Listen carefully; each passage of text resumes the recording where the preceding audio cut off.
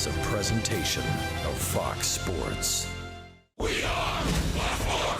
We are so. Take me out to the ball game. Take me out to the crowd. Buy me some peanuts and Cracker Jacks. I don't care if I never get back, 'cause it's root for the home team. if they don't win, it's a shame. For it's 1, 2, 3 strikes, you're out at the old ball game.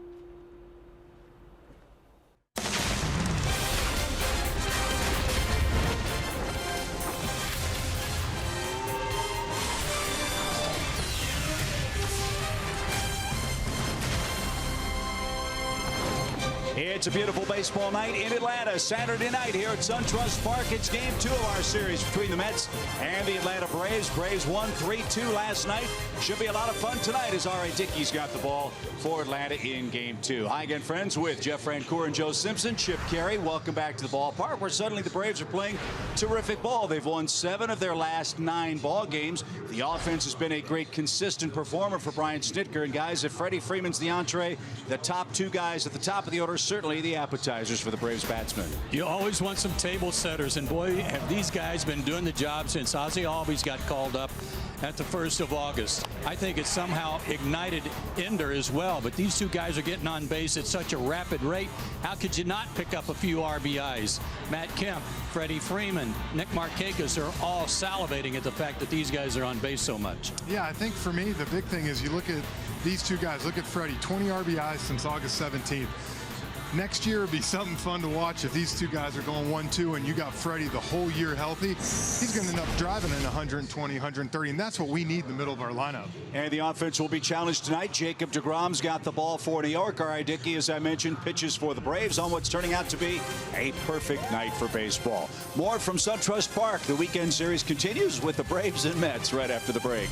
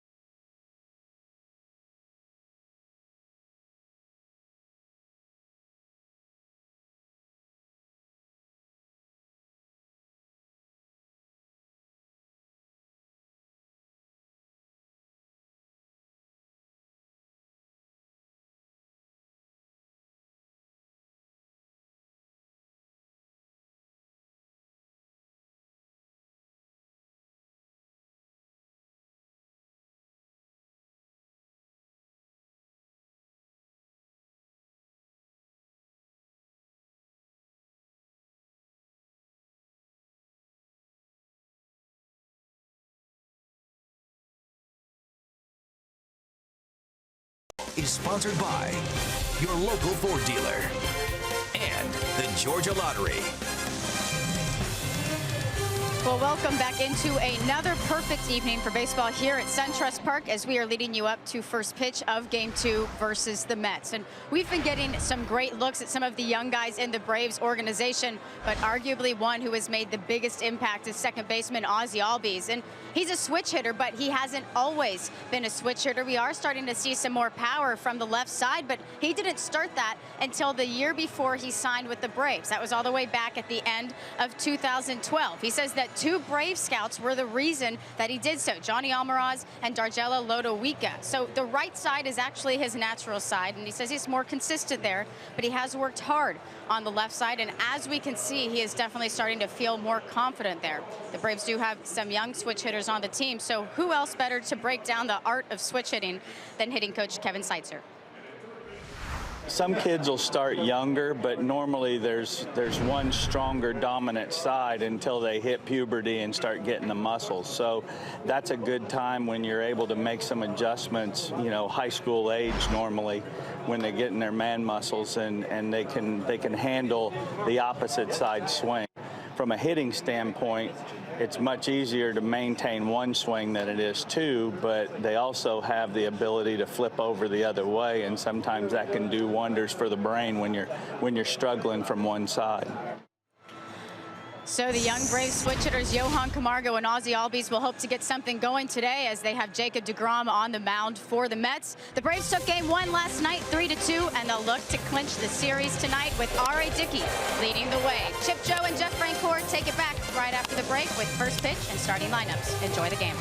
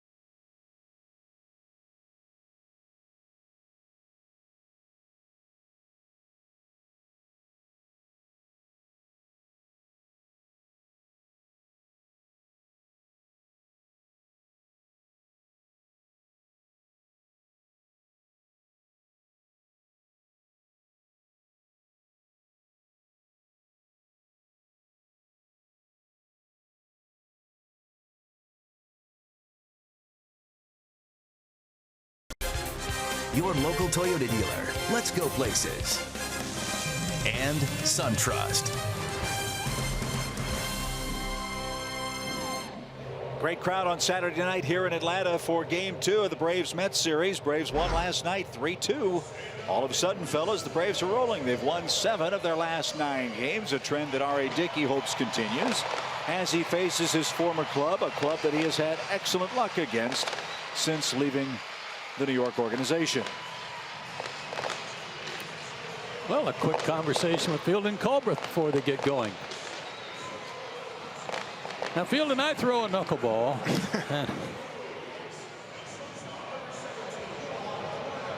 Well, he's had a good year. He's 9-9. His ERA 4.28. And he's pitched well against the Mets. All that adds up to hopefully a good night for him tonight. 2 starts against the Mets so far on the year.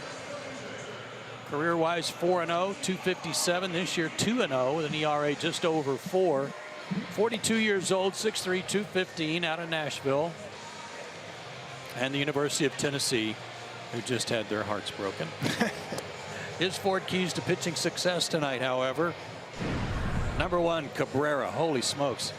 Asdrubal Cabrera, 7 for 23 against him with 3 home runs.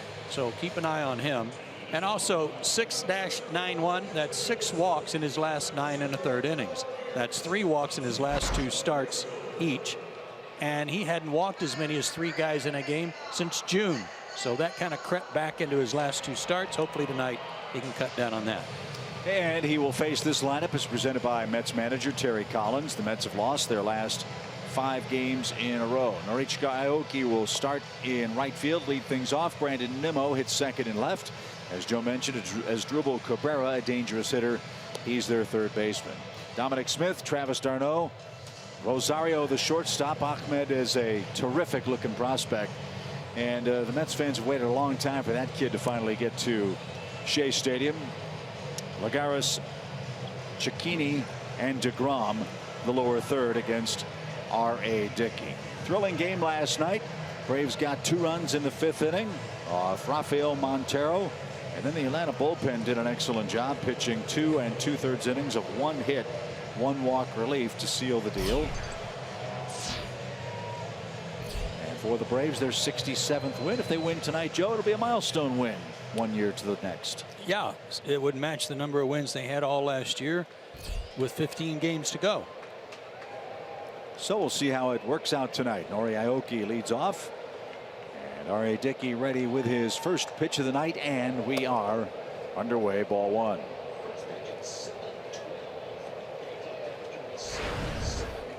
.77 degrees on a beautiful Saturday evening.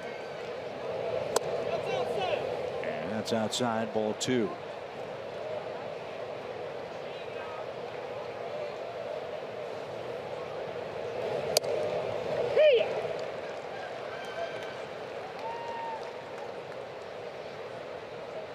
R.A. coming off a no decision against the Marlins. He gave up 5 runs in 5 innings in that game.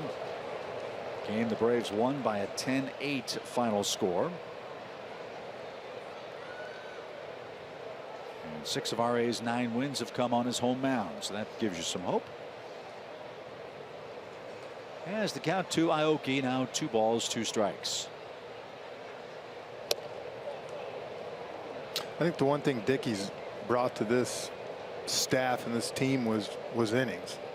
Just a guy that can go out there and throw 6-7 innings and take pressure off the young pitchers in the bullpen, and he's done his job this year. Aoki toward left, and Jace Peterson is there to make the play, and that's how the game starts. Aoki flies out to left. Well, that was the plan. Yeah. Remember Bartolo Colon, Jaime Garcia, R.A. Dickey, 3 veteran guys that the Braves brought in, hoping they would all win double digits, hoping they would all pitch 180 innings or so. Well, right now, R.A. Dickey for the Braves is the last man standing. Bartolo Colon is now a member of the Twins. Jaime Garcia now a member of the New York Yankees. As Brandon Nimmo bats, he's the Mets left fielder tonight. And he swings the first one and hammers that toward right, and Markakis with a basket catch at the waist gets it for the 2nd out.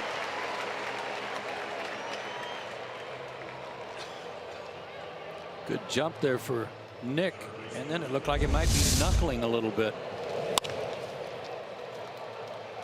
It was the first pitch heater, wasn't it? Yeah, and it was first pitch of the game was a fastball. Yeah.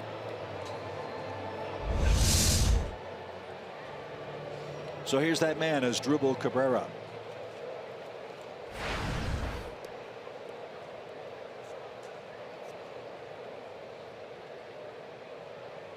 Little nod out to his former teammate. Who takes a strike. As Joe said, 7 hits for Cabrera against Dickey, 3 of them homers. Not this time, though. He pops it up. And Ender Inciarte comes in. He is there, and it's an easy 1-2-3 for R.A. Dickey. The Braves take aim at Jacob deGrom in the bottom of the first next.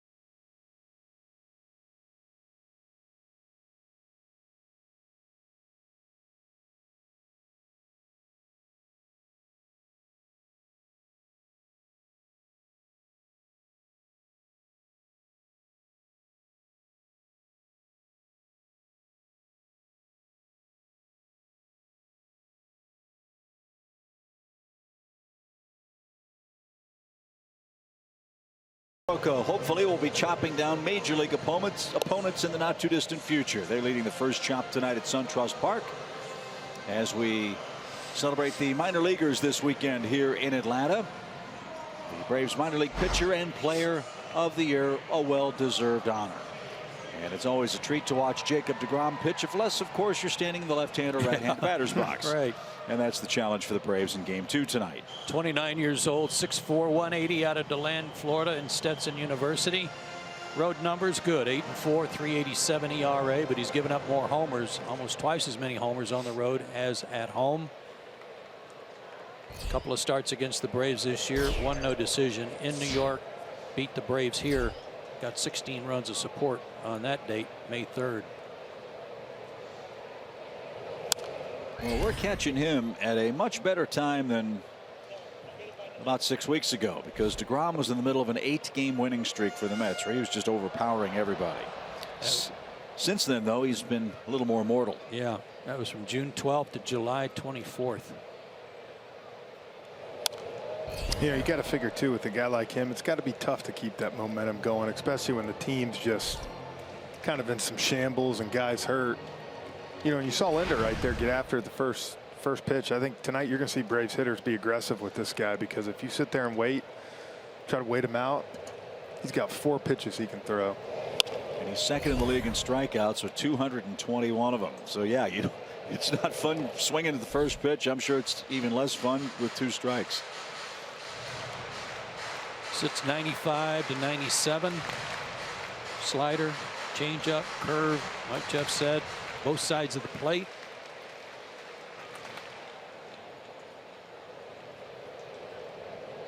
Oh-2 pitch is taken a little low. I'm telling you, the last 2-3 years, a lot of the hitters that I played with, you'd sit there and talk about who would you rather face for the Mets?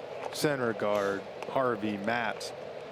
And I'm telling you, 8 out of 10 always came back to deGrom with the sole fact that he can throw any pitch at any time, and he's got so many of them. The one thing when you're facing a guy like Syndergaard, yeah, it's tough, but you get 2 pitches. From a righty, heater and slider coming. This guy, you can get changeup, front door, back to, I mean, it's a lot of pitches he can throw. And Joe, as a hitter, that's not real comfortable. No, it's not when you can't eliminate anything. I mean, that ball was 98 right there, and it cut a little. Yeah. Ender was just hoping it wasn't a strike. That's why he looked back at fielding Colbreth. So a 2-2 count for Ender, who's riding a nice roll to the plate. And Ciarte picked up hit number 188 in the 5th inning last night. Scored 1 of the 2 Atlanta runs. In fact, his run was the winning run. Charlie Blackmon still leads the National League in hits. as this one's hit high in the air toward right. Aoki has plenty of room, and he puts that away for the first out.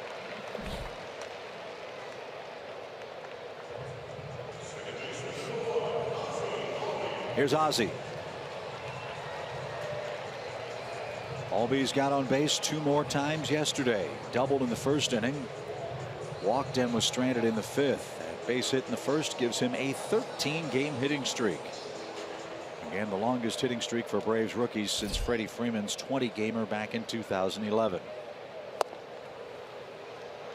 I love watching these young guys get their first look at pitchers that they've been watching on TV for a while and see how they react. Albies' first look at Max Scherzer. He had a good night. 1 for 5, 1 for 2 with 2 walks. Led off the game with a walk against him.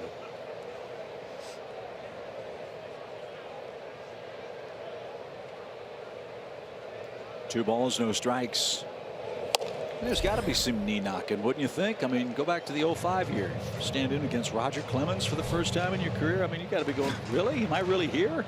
Yeah, there's no doubt. And I remember I was giving Ozzie a little bit of a hard time today because yesterday I was asking him about facing guys for the first time, Joe, and you know, his approach and different things. And if you watch film, I don't need to watch film. I just kind of feel it as I go out there. I walked by today and I saw him in the film room watching DeGrom. I said, well, what, is he special? Are you scared of him? He had a good chuckle. I think he's got a great sense of humor. He does. I see him messing around with some of his teammates, and he just loves to be out there playing. Those are the type of teammates you love to have on the team. I don't care how old they are. Right. Runner at first for Freddie Freeman, the Braves' first baseman. He jumps the first pitch and hammers that toward right. Aoki's going to have to play that on a couple of hops. And Atlanta's got him first and third. Again, aggressive early in the count. It pays off for Freeman.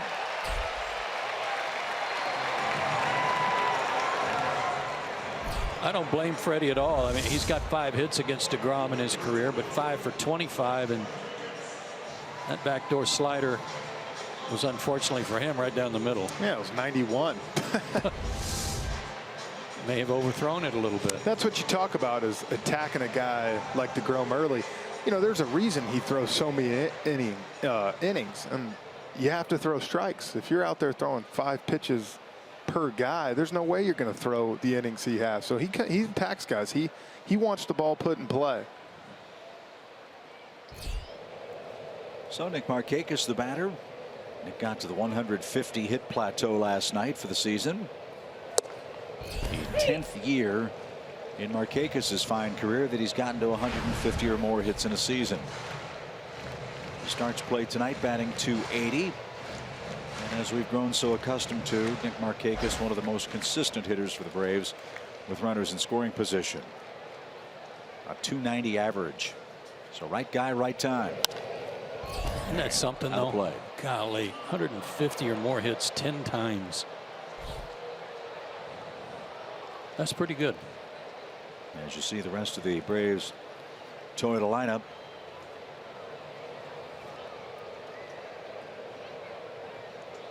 Adrian Gonzalez and Robinson Cano have 11 150 hit seasons since 2006.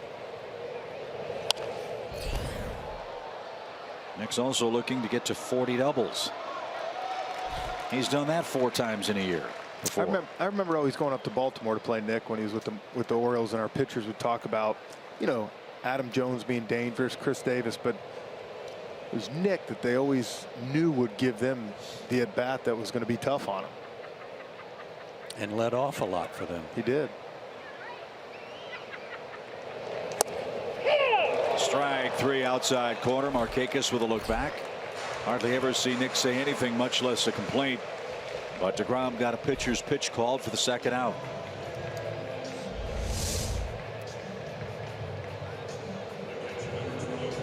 Perfect pitch. There's nothing Nick could have done with that anyways. No, and the part that eats him up is first and third one out.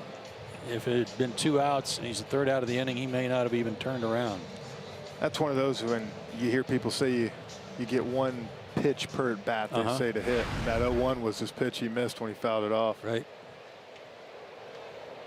Well, let's see if Suzuki can pick him up. Kurtz knocked in 42 runs. DeGrom continues with his 18th pitch of the inning. And a good cut, fouled away.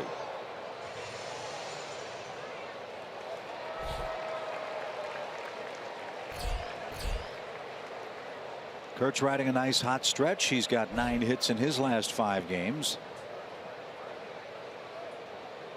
14 runs allowed in the first inning by DeGrom and 29 starts.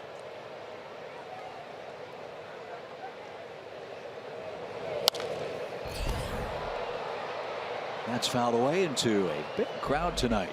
Big crowd. Isn't it always funny how a lot of aces and just great pitchers? I know y'all's colleague up here sometimes, Glab, was the same way. That first, second inning, if he could get through that, they would just roll after that. But it's like they got to get into that rhythm. Let's see what of DeGrom's 4 pitches he chooses here ahead 0-2. And Kurt pops it up. Rosario drifting back says he's got it. And he's there to retire the side. A walk, a single, 2 runners stranded in the Braves first. We head to the second, still no score.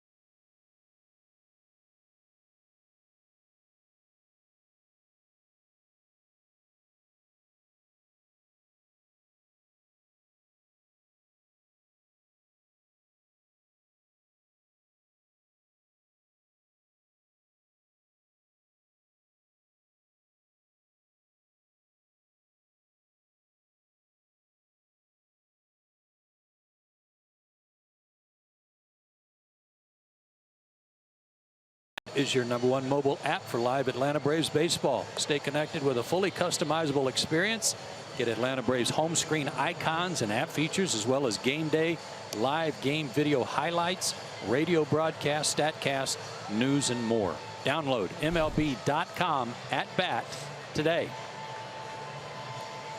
So Dickey and DeGrom scoreless firsts under their belts tonight. RA got the Mets 1-2-3 in the opening inning. Now he'll face Smith, d'Arnaud, and Rosario in the New York second. Dominic Smith had an RBI double last night. He also walked in his 4 trips to the plate. #1 pick by the Mets back in 2013. You got to imagine a couple of these guys, probably the first time ever seen a knuckleballer. Yeah. I remember the first time I ever saw one was Wakefield.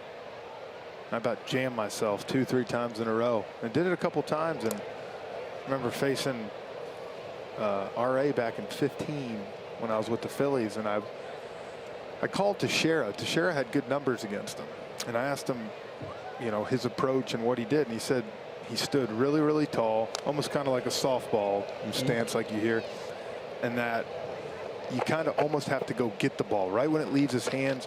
You're saying swing, swing, swing, and then if you don't see it in the zone, you shut down, because he said too many people think they got so much time, but yet the ball still gets on you pretty quick and you end up jamming yourself. And sure enough, I actually was able to put a couple good ABs on him, but it was funny, the difference. You know, my first time I always said I'm going to let it come to me. Yeah. And you just can't do that. The ball moves too much. Well, and on top of that, I faced Charlie Huff a lot in spring training when we played for LA. and we'd have camp games. And if you were just sitting there waiting on the knuckleball, he had a good enough fastball that if you're looking for a knuckleball, the fastball gets on you. And that is one thing. RA for knuckle. Wakefield never really threw the heater as much. He was almost strictly knuckleball. RA will throw the heater. This is Travis d'Arnaud, the Mets catcher. And he's straightened up inside. 1 ball, no strikes.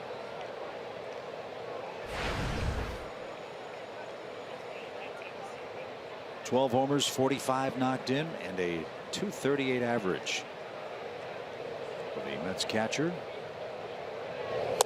If I was in the bullpen, I'd want to be the guy coming in right after Dickey. You bet. I bet their numbers are pretty good. Waiting to see 70 dancing everywhere. Next thing you're getting 98. Game number 101 for d'Arnaud tonight, as that one's taken low and outside.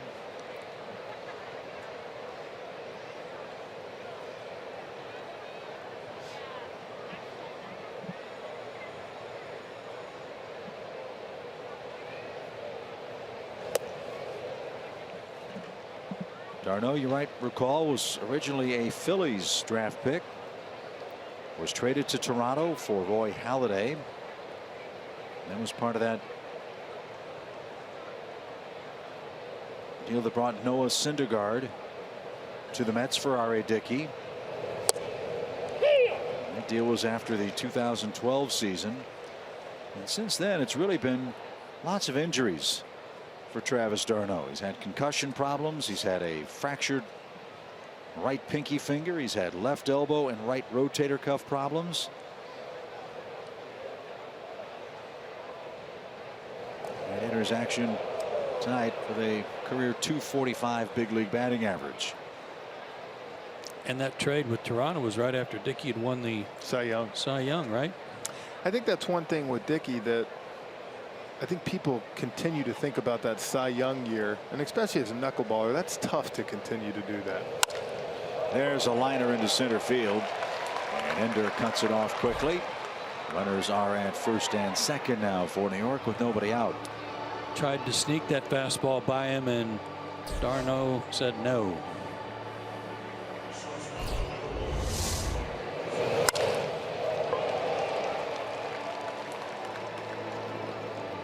Tried to sink a little two-seamer in there, and it didn't work. That's the amazing thing to me, how he's able to hit that fastball like that. When I was always looking for knuckleball, I didn't even know what a fastball looked like from a pitcher like that. You're just looking at it dancing. Right.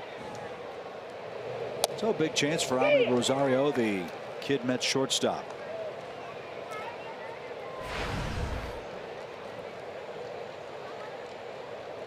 Four homers, 8 RBIs, a .274 average. He's had some finger and hip problems. But he is their Ozzie Albies. Pacific Coast League end of the year All-Star and the Rookie of the Year in the Pacific Coast League for the Mets organization at Las Vegas. Isn't he just 21? 21 years plus.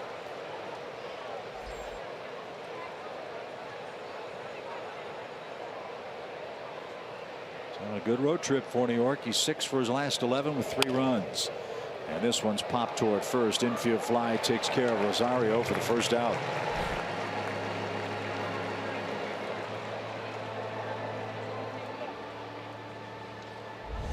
Looks like he broke his bat. Another two-seamer. Yeah, that one really did move in on him. And could be he was set up and waiting on the knuckleball.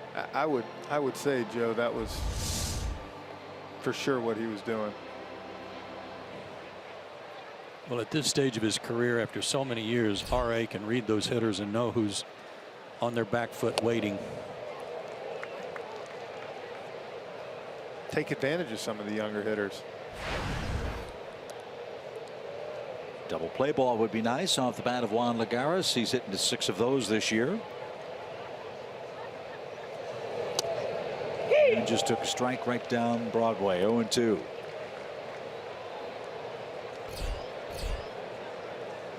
You think the umpires see the pitching at the start of the series and think I'm behind the dish? Oh, you know it. Sharply hit off the heel of Albies' glove and into shallow center field.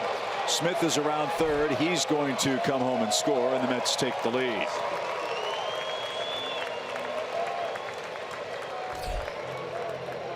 Ozzy's caught just about everything at second base this year. Couldn't catch that one, however. And Lagares with his 15th RBI gives New York an early lead. That was hit hard. Why is it that when there's a guy on base, the bounce always goes 50 feet away? If there's nobody on base, it trickles away. I'll tell you what, for people not watching last night, if you remember Lagares, his last 2 times smoked the ball right at second. He was probably thinking, again? Yeah. So Gavin Cecchini, the second baseman, who was 1 for 4 last night, enters play tonight with a 190 average. New York has given DeGrom an early lead and a strike.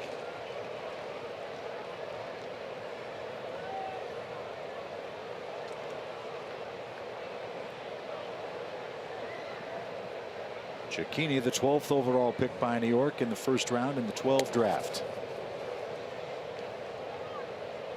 Good catch by Kurt.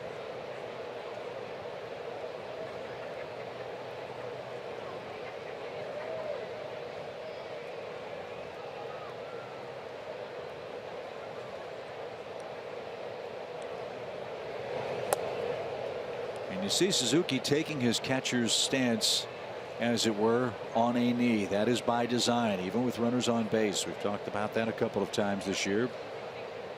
When Tyler Flowers has caught RA.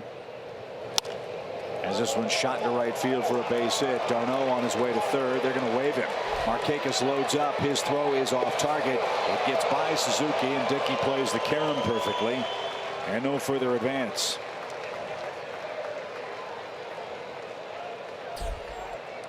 So Darno scores. 2-0 New York. Lagares all the way around to third base. This one was just fought off. Another fastball. Yeah, he didn't even know where it went.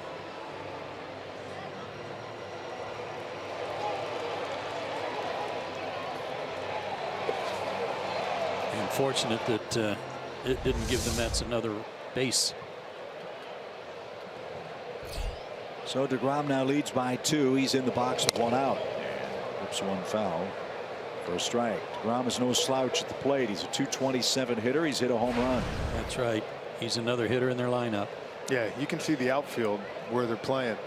As an outfielder, you know who can hit and who can't as a pitcher. Played shortstop at Stetson.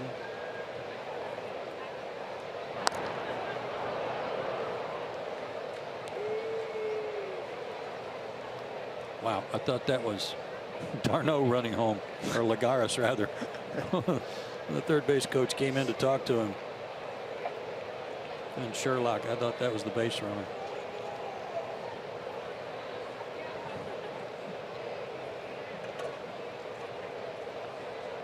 No balls and a strike.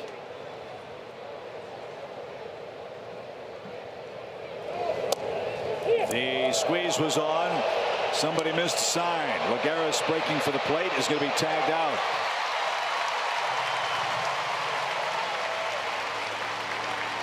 Lagares broke for the plate. DeGrom never even attempted to bunt. And New York runs into the second out of the inning. Didn't they just talk? Someone messed up. Yeah, Sherlock just came in and talked to him. You got Sherlock talking to DeGrom, who obviously had to tell him what was going on, but he's also right in Lagares' ear. Yeah. Someone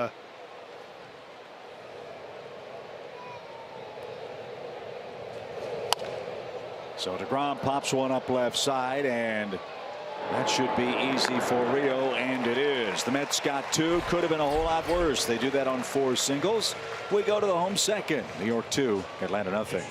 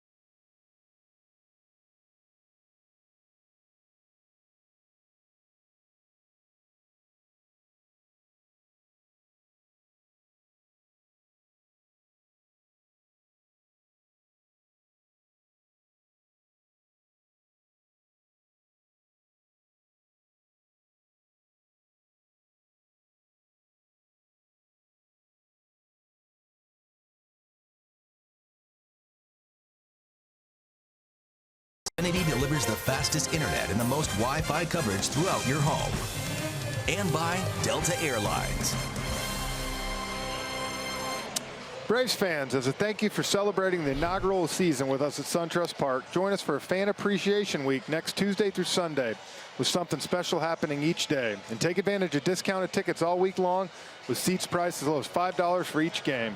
Visit Braves.com/fan appreciation for all the details. Chip. Yes, sir.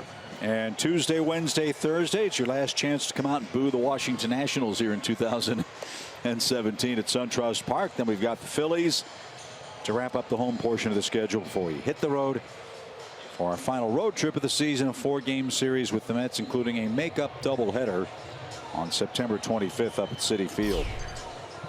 I'll be here next Tuesday through Friday doing pregame, postgame too. Really? I'm working hard this week. You are. Getting after it.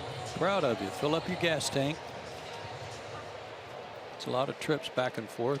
Yeah, Kitty told me to get out of the house. We understand.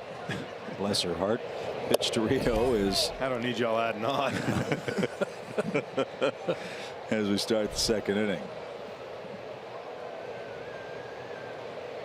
So DeGrom's got a 2-run lead. Could have been a whole lot worse. We're trying to figure out what happened on that squeeze opportunity for the Mets. That saw Lagares break toward the plate and get tagged out. DeGrom's left-handed. You don't squeeze often with a left-handed hitter. And he saw him coming, and yet he still pulled the bat back. So I have a feeling it was supposed to be a safety squeeze, be my only explanation. And he felt like I got a better chance to hit a knuckleball than I do bunt one. Yeah. And Lagares took off like it was a full-blown squeeze.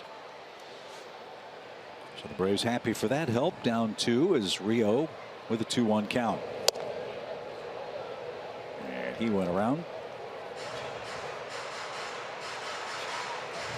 You know, these are big games for guys like Rio as you go forward here. You know, a lot of people tell you don't ever pay attention to March and September in baseball.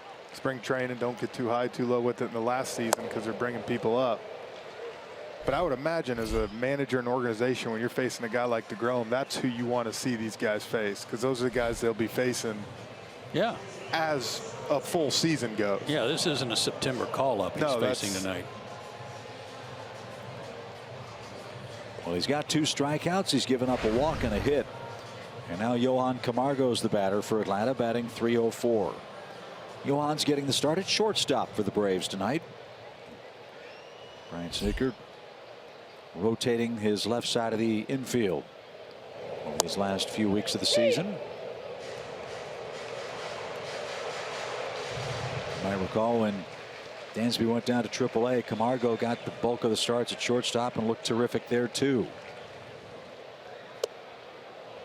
And I think it'll be very interesting to see what kind of role he plays for the Braves next season. He's going to be on the team, barring some unforeseen circumstance. But where's he going to play? What role is he going to have? Is he an everyday guy? Is he a super duper utility guy? I think it's up to Johan. I think he's going to get even stronger still in the coming next couple of years. He might even have a little more power. And he's rung up on the appeal at third base. And we know he can pick it. He can play third or short defensively with anybody. High target. And he went.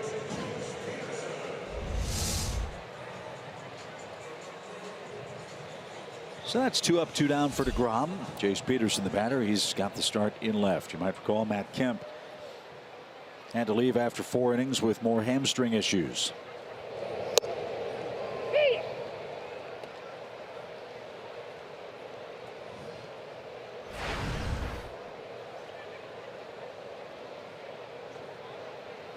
Jace batting .203, 13 RBIs. You know, I think one thing that's good too, hopefully for our young Braves pitchers right now, even though it's the other team, hopefully they're watching the way he's pitching and going after and filling up the zone.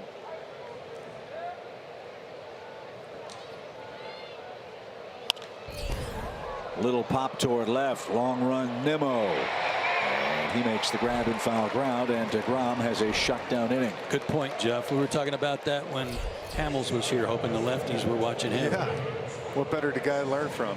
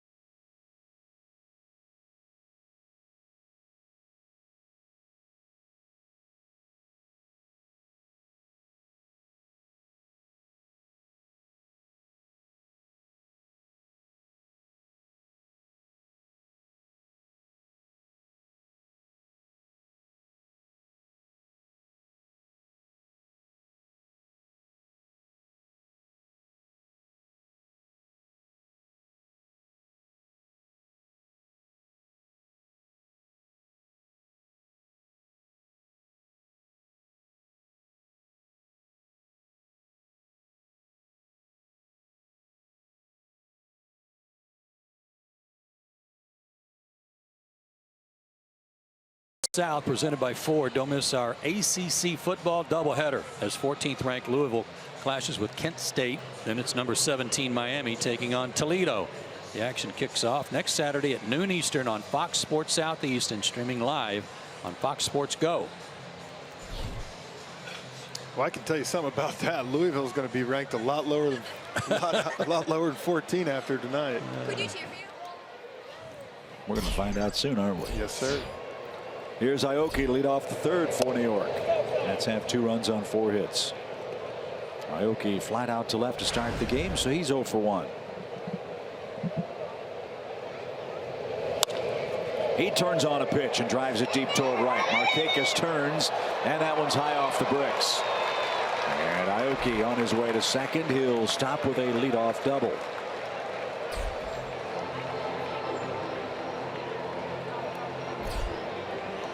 With all the injuries and all the trades, the Mets were desperate for a veteran major league outfielder. They got this guy September 2nd. He's done all right in a Mets uniform. The last time the Mets were here, that's probably a home run the way the ball was carrying then.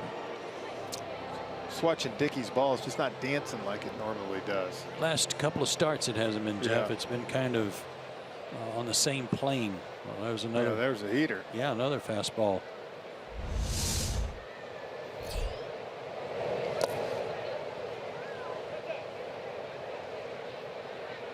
So after the Aoki pokey, Dickey's back into the stretch against Brandon Nimmo, who lined out to right his first time up. You got a lot of rest last night, didn't you? Not really, but I'm trying.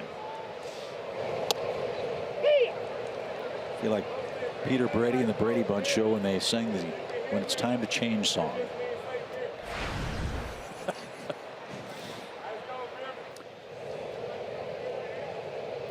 One ball, one strike. And that one stroked toward the gap. Long run for Nick. He's not getting that. That's up against the fence. Aoki strolls around third. He's going to score. And the Mets have back-to-back doubles and now a 3-0 advantage.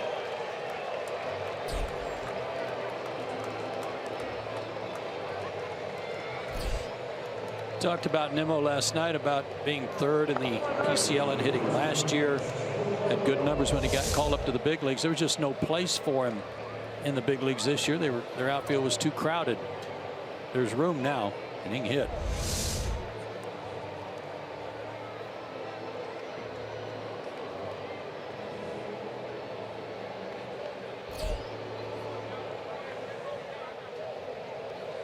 So here's Asdrubal Cabrera. Mets already have 6 hits.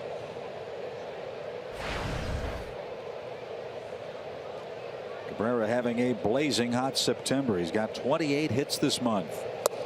And as Joe said, he's one of the Ford keys. Can R.A. Dickey keep this guy under control? He got him to pop out in the first, but it's the other 7 offensive Mets that have done a lot of damage.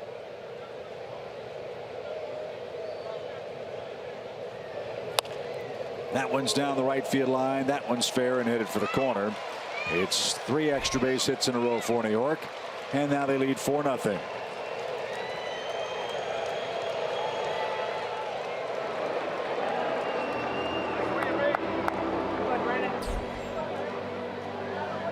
Whatever it is that Cabrera likes about the knuckleball, he sure doesn't miss him.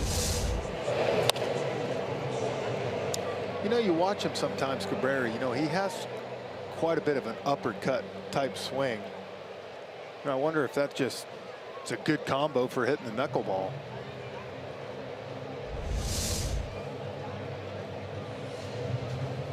Chuck Hernandez out to talk to R.A.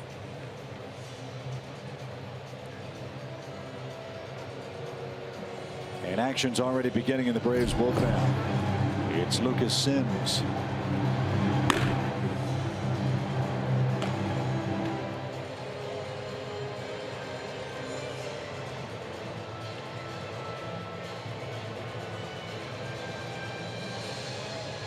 Lucas Sims' name was mentioned as one of the guys that might replace Mike Foltynewicz in rotation next week. Yeah. Mike's going to have to miss a start with a cut on his middle finger sustained in his last start up in Washington.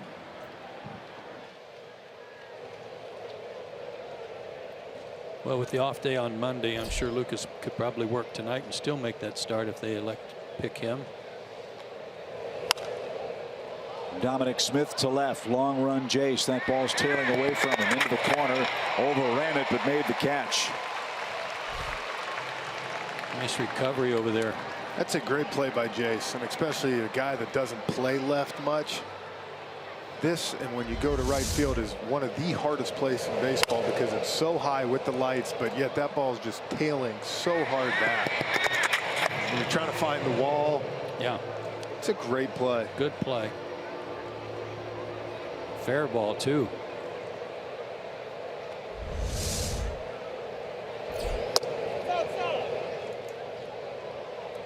Ball 1 to Travis d'Arnaud.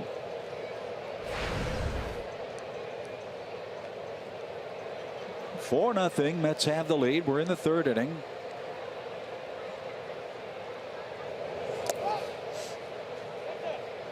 Can't afford to give these guys much more. Not if DeGrom is on his game. Looks like he is. DeGrom struck out 3 men in the first 2 frames.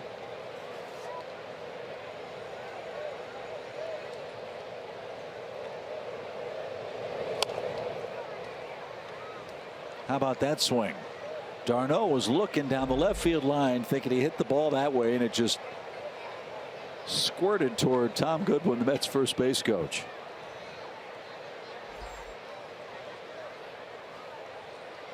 It's probably a cut on that ball.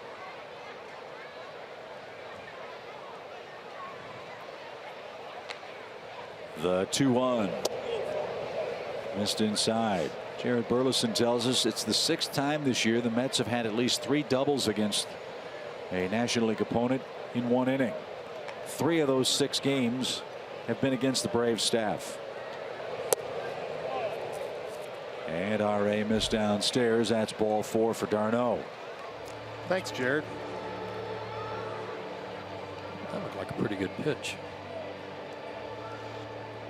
It's his first walk. But a force play, or rather a ground ball double play, would get him out of the inning.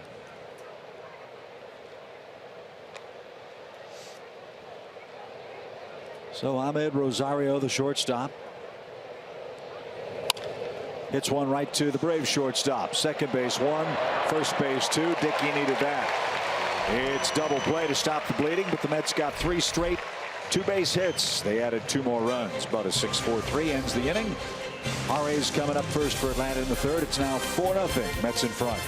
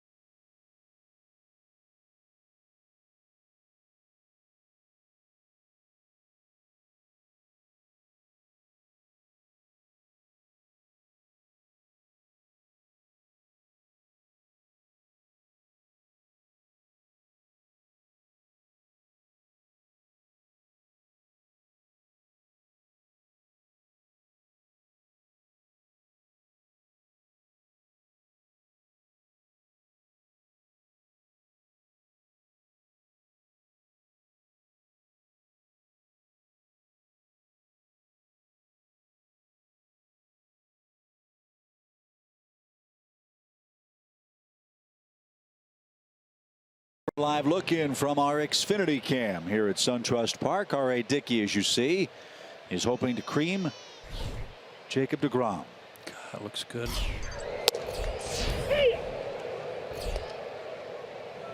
Kind of tough to beat it at the old drumstick, isn't it? Mm-hmm.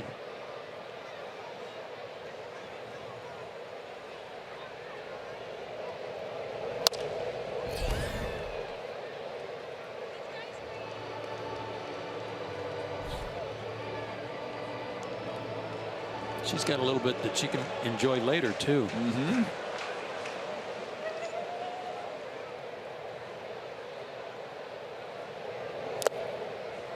R.A. tipped that ball. Darno tried to steal a strikeout, but the ball was in the dirt. And the count remains 0-2.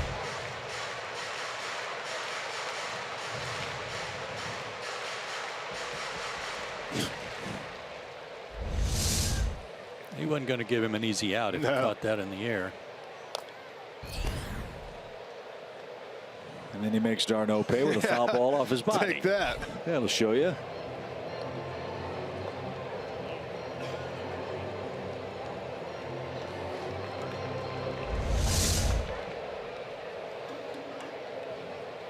Ooh, on the hand and the fingers. Right on the pinky.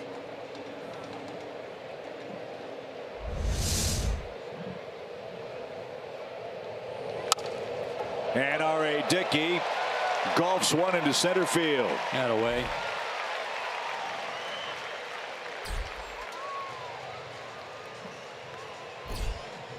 His 8th hit of the year. Change up. Nice battle.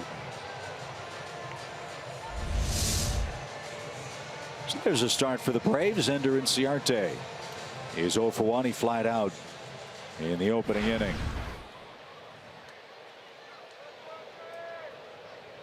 And to try to become the 7th Atlanta Brave to get to 200 hits or more in a season. He's at 188 and counting. Jeff Francoeur, the last Brave to get to 188 in a year.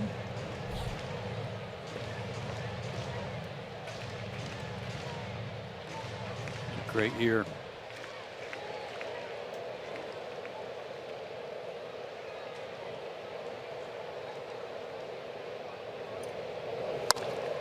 Double play ball. Rosario will take care of that himself.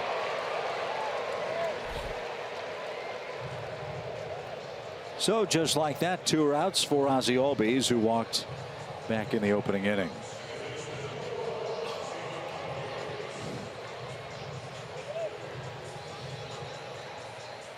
Ozzie trying to extend a long hitting streak, and his hitting streak is the subject of our Georgia lottery feature. Tied with Chase Headley for the longest active streak at 13. He's hit .340 with 2 homers over that period.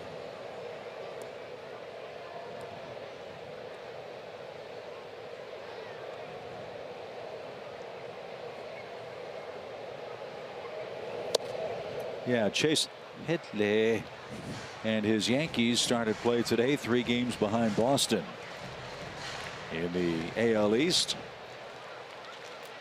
Rob Manfred really gave them a slap on the wrist. How about that? The Boston Red-Handed Sox got a fine for their electronic sign stealing, which it was an undisclosed amount. Right. Well, yeah, that's true. That are going to the hurt, which I'm good with that. That's a good thing.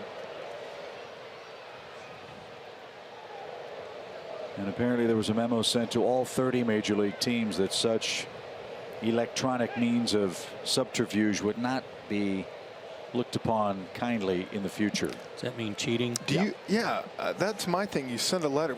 Did you not think that before? I didn't know you needed a letter for that. Yeah, I think the message you send is not necessarily in a letter, but a real heavy duty fine and suspension of some kind. Or draft picks. Yeah. 2-2 pitch is chopped foul. Remember, the Cardinals and Astros had the hacking gate, right? Right. And Cardinals lost some draft pick compensation because of that. Cardinals got hit hard with that. They did. And well deserved.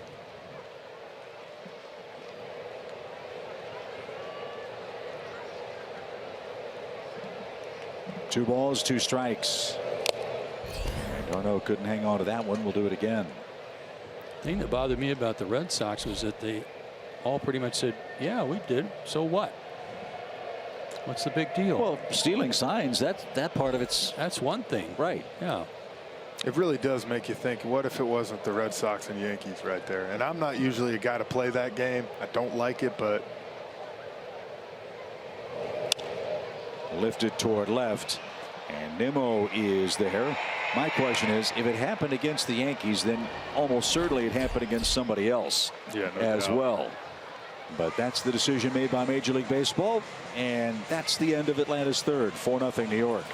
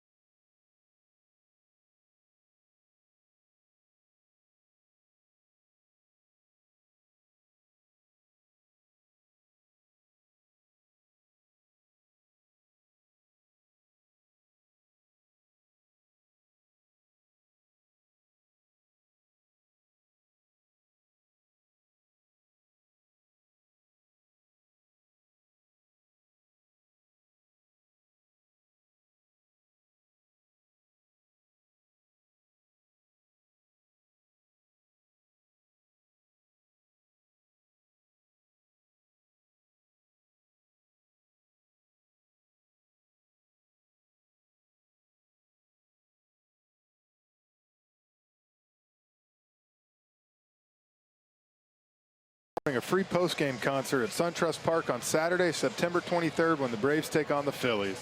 Want to enjoy the concert up close and personal?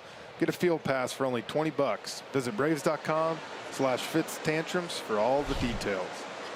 And I bet Chip's going to be there. Oh, there's no doubt.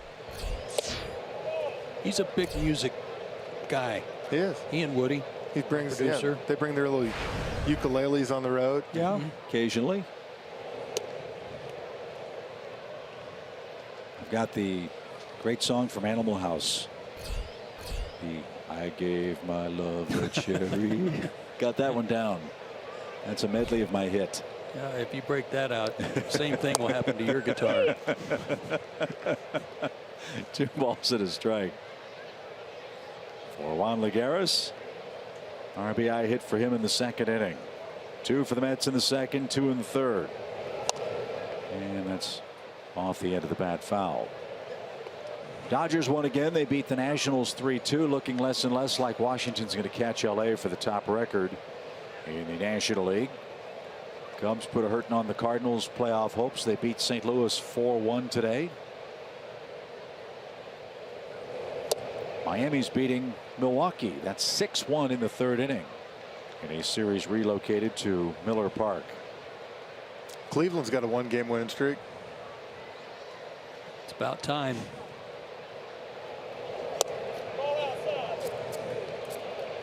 And another base runner for New York as Dickey walks his 2nd man.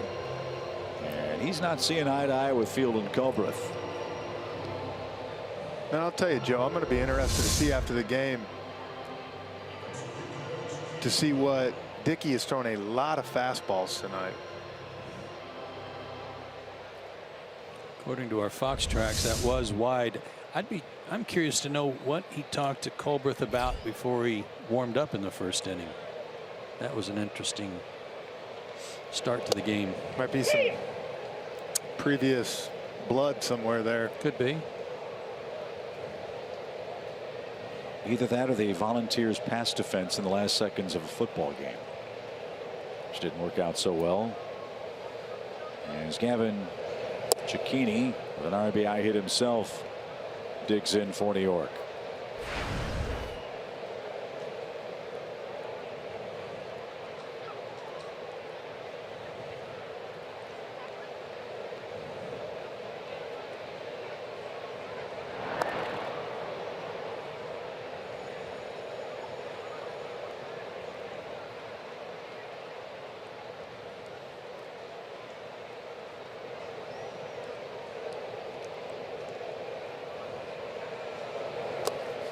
That skipped up there, and it's 2 balls and a strike.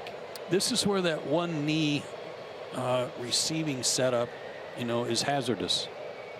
You have a guy at first base that could run. He's got 5 stolen bases. Makes it really hard on Kurt to try to play defense, to throw out a runner if he's going to go.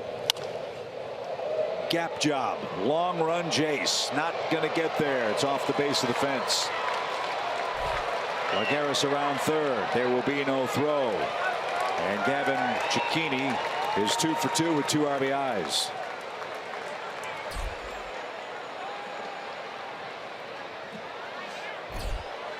This is one of the most painful plays for an outfielder. Another fastball. Yeah. Gosh, how many hits do they have? It's 3 or 4 of the doubles I know are on fastballs right there.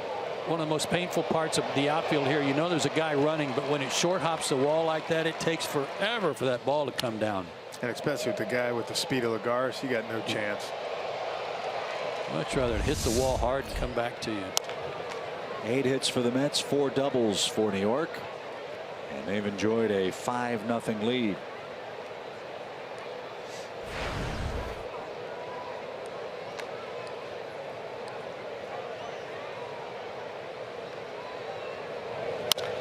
Back to the mound. Dickey looks the runner back, and there's the first out of the inning.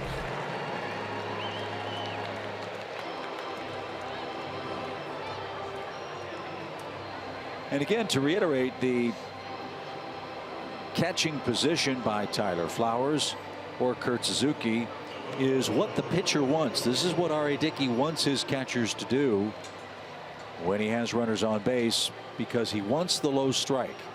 He knows he's got to get that knuckleball down in order for it to be at its most effective. And in hopes of getting that call. Right.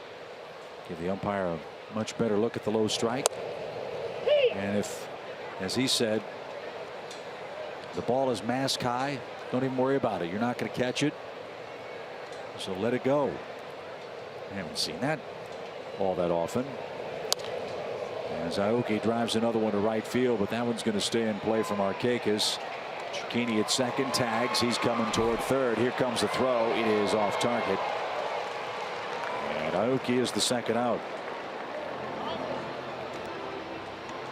And that's an interesting play, because now again with the runner at third base, a ball in the dirt, they might steal a run on that productive out. I was going to say, usually right there, I don't think that would be the smartest play, but with a guy like Dickey on the mound, I got to imagine, let's try to get to third, because pass ball, you score.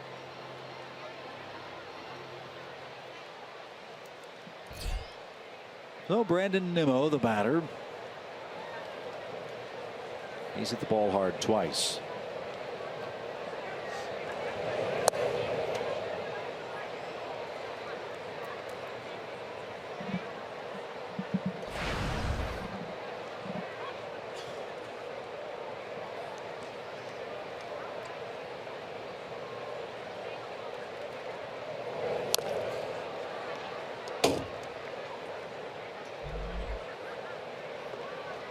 One ball, one strike.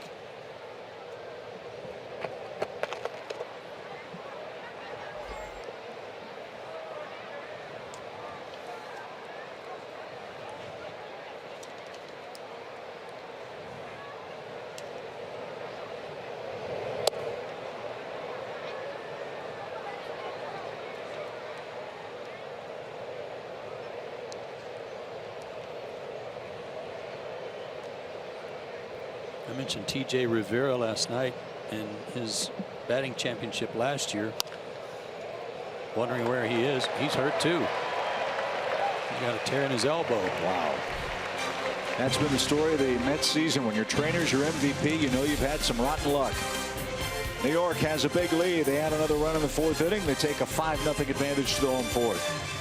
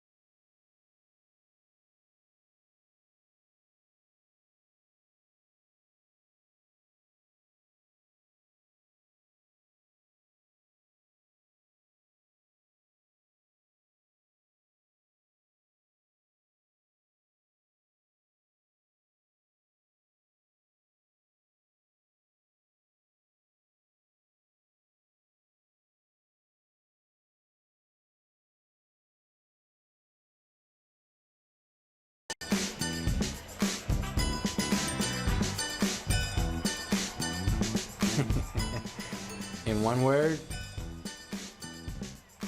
awesome, goofy, fun.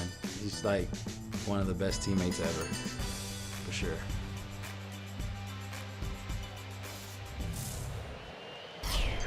Freddie Freeman starts off the Braves 4th. And has a good cut, fouls it back. Freeman with a base hit his first time up. Yeah, best compliment you can get from a teammate. Somebody say that about you. No doubt. I think the one thing that's great about Freddie is he comes in every day ready to go. You know, his attitude and the way he just prepares. That's really good for especially the young kids to see. He rolls into a 6-3 put out to start the home 4th, 1 away. I don't know if you ever heard me say this before, Jeff, but I've told people before, George Brett was asked what he wanted to do his last at bat in the big leagues. And he said, I want to hit a ground ball to second, and I want to be thrown out by a half step. And he was. Just so the young guys see that my last at bat, I was still busting it and hustling. Yeah, that was Joe DiMaggio's mantra, too. People asked him why, even in the late stages of what was destined to be a Hall of Fame career, he played so hard. And DiMaggio simply said, because there might be someone in the stands who never saw me play before. As that one's fouled away. Might have got a piece of field and Culbreth. No balls and a strike. All Mets so far. We're through 3.5 innings. They're up 5-0. We got our work cut out for us when a guy like DeGrom's got a 5-0 lead.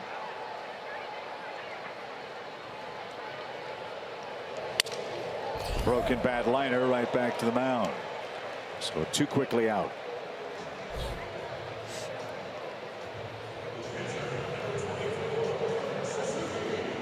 Who would have thought that out of all the incredible Mets arms that they assembled, Harvey, Syndergaard, Matz, Wheeler, and then you think about Gesellman and Lugo, that it's Jacob deGrom who's the last man standing among that group and pitching the best.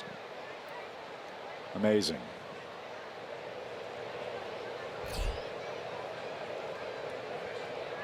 A 9th round pick in 2010.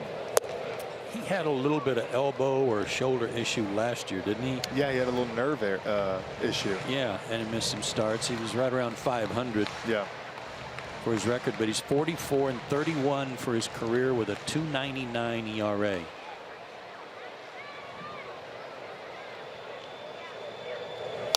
He was also a guy who played shortstop. He didn't pitch a lot till late in his college career, so he had a fresh arm when he signed. You know, I've said it, I know, a couple times, but the one thing he's got the full arsenal. He's got 4 pitches, and I think people don't understand how hard that is when you're facing a guy and he can throw anything at any time.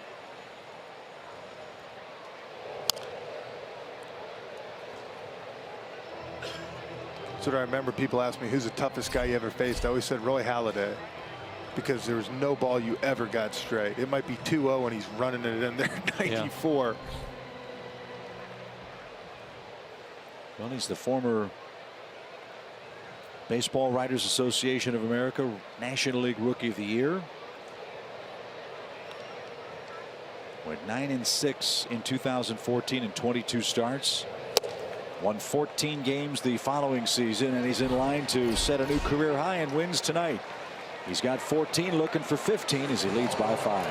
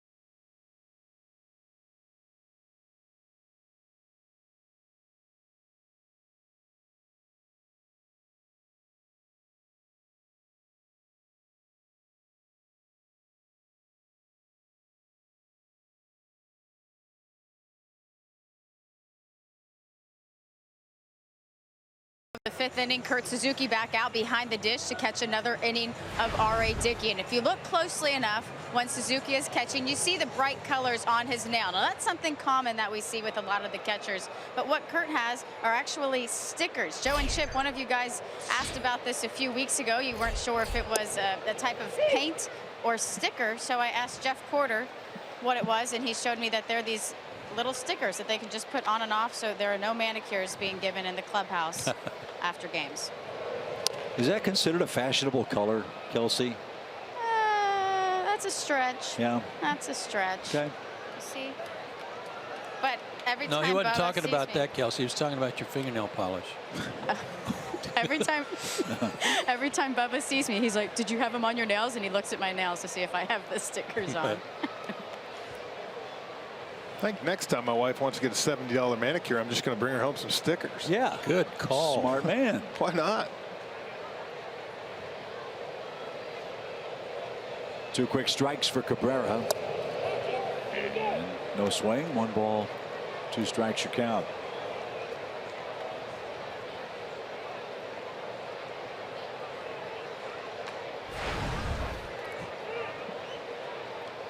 He asks for time, and it's granted. 5 runs, 8 hits for New York. No runs, 2 hits for the Braves this evening.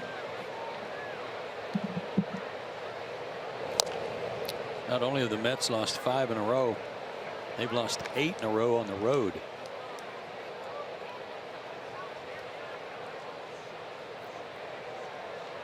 And with Miami's struggles, the Braves actually were only a half game out of second place entering play tonight. That's grounded toward first, And Freddie leads RA to the bag perfectly. There's the first out. Well, again, we saw the Mets quite a bit in spring training, and I remember very clearly, Joe, one of our spring training telecasts, we were raving about the Mets. We really thought that if they stayed healthy, they could be as good as any team, not only in the National League, but all of baseball. I picked them. And for their fans, for their team, certainly a big disappointment. And there's some questions now about what's going to happen with Terry Collins, who's been their manager there for such a long time, a great baseball guy. He's taken to the World Series. He helped navigate the Mets through the post-Madoff mess. And now they're starting a rebuilding program, and Terry's in the last year of his contract. And it's uncertain as to whether or not he either will be asked back or whether he wants to be back. Yeah, that's a consideration too. There's a lot to deal with when you manage in New York. Jeff talked about that last night with the crush of media that's always on you. It's certainly there every day for the manager, having to have those scrums with the press. You know, I think after what Terry's done the last 2 seasons, if you can't get a pass on something like this year with the injury, you know, filled season, then that's a tough way for me to go. You know, he led them to the World Series, Game 6 last year, you know, with a few injuries too, got him to the playoffs. Lost a heartbreaking. Absolutely. And as Joe said, you know, you put up with a lot up there. It's not just managing on the field, it's off the field too. Good inning for R.A. Dickey. Got the Mets in order in the 5th.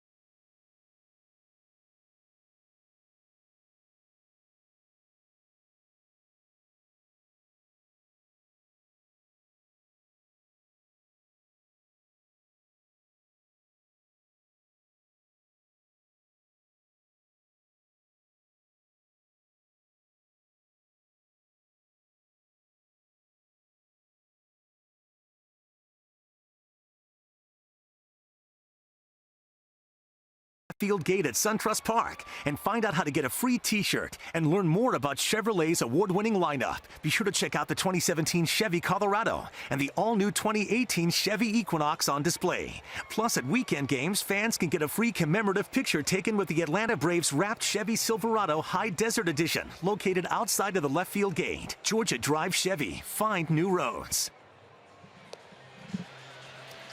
Braves fans, come out to SunTrust Park on Friday, September 22nd, and get your very own Bobby Cox replica statue presented by Coca-Cola. It's available for the first 20,000 fans through the gates, and you can visit Braves.com/tickets to secure your seats today or tonight. Good inning for R.A. after a rough second, third, and fourth inning. Now he needs some offense. Braves have mustered but 2 hits against Jacob deGrom. And R.A. has one of them. Ruiz, Camargo, and Jace Peterson, the first 3. Then the pitcher spot is due. Almost certainly you'll see the Braves go to the pen. It is busy again.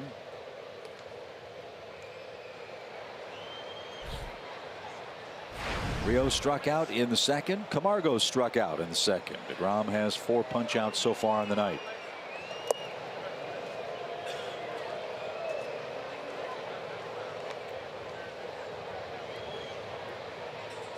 Yeah, it's a good test for some of these young hitters on our team. I remember Chipper used to tell me, let's see your stats against 1s and 2s. Good point. I liked facing the 3, 4s, and 5s. Well, no, you didn't. I mean, I'm sure you did. No, I know what you're saying. But didn't you love that test? Oh, yeah. When you see a PD and Smoltz and you're out there playing, just knowing, 1 for 3 and you're grinding. Yeah. It's bounced foul past first.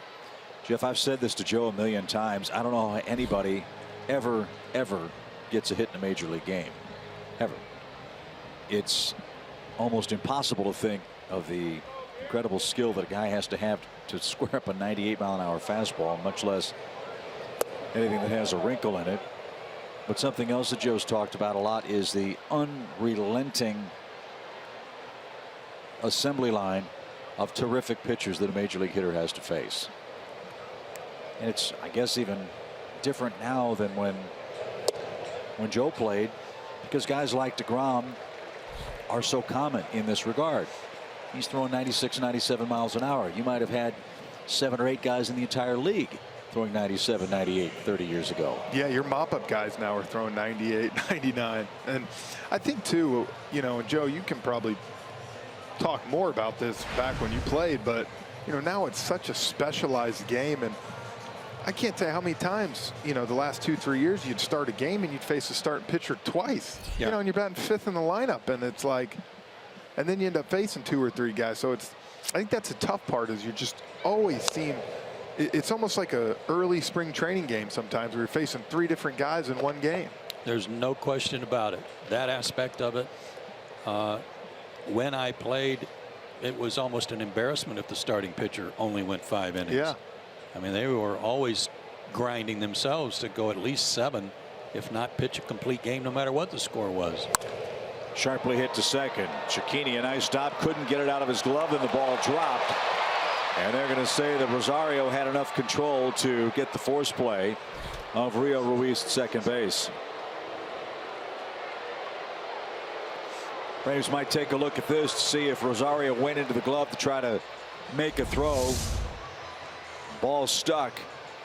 Otherwise, that would have been a double play. Oh, yeah, he's got it. I like that ruling where you got to make a clean transfer. He did catch it. And no replay.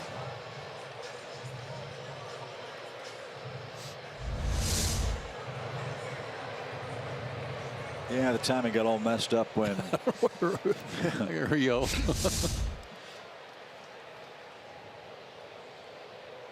So 1 on, 1 out. Jace Peterson, the batter.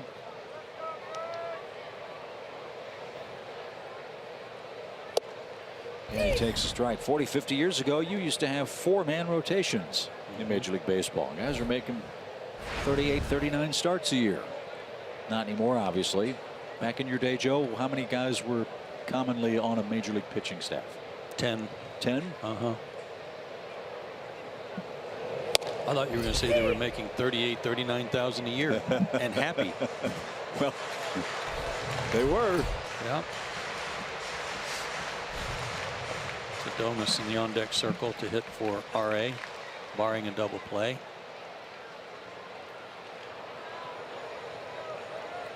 Oh, 2 pitch for Peterson. And up and away. And there were terrific closers in those days, just like there are now, whether it was Raleigh Fingers or Sparky Lyle or Goose Gossage. There were guys like that.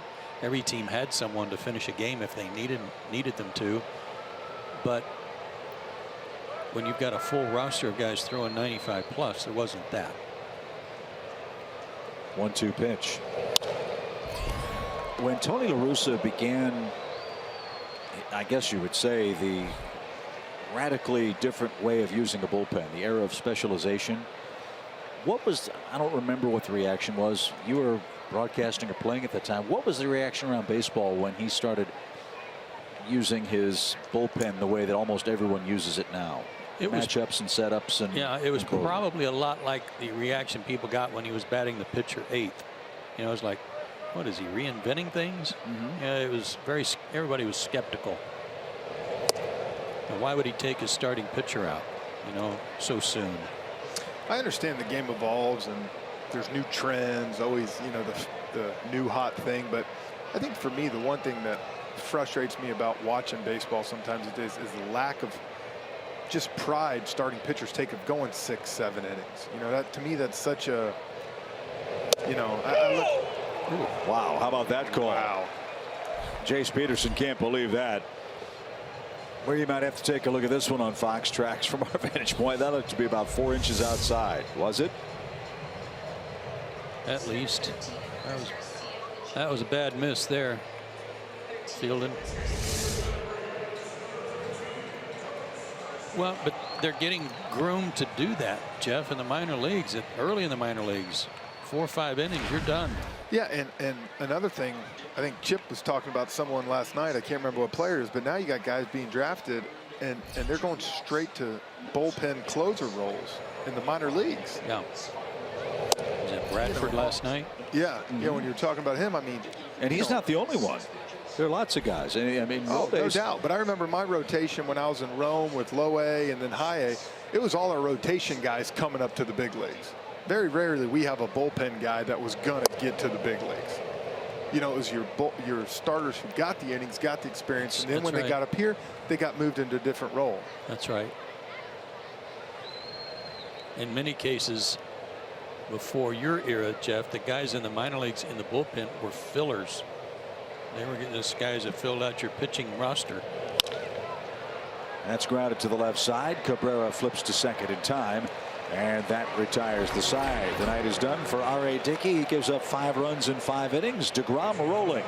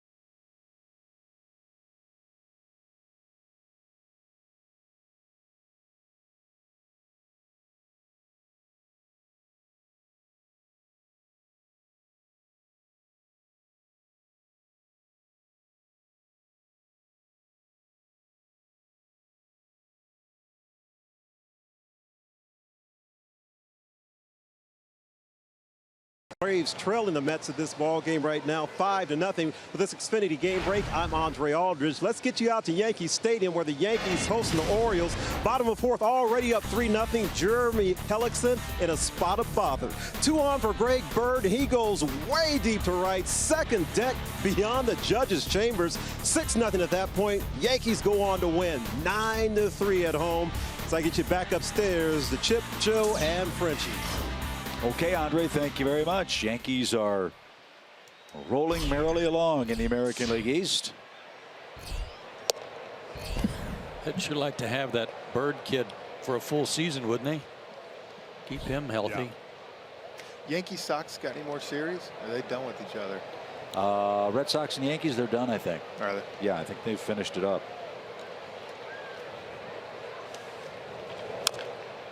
Lucas Sims has done just fine out of the bullpen. This is his 4th outing. Only 1 run allowed. 1 walk. He struck out 4.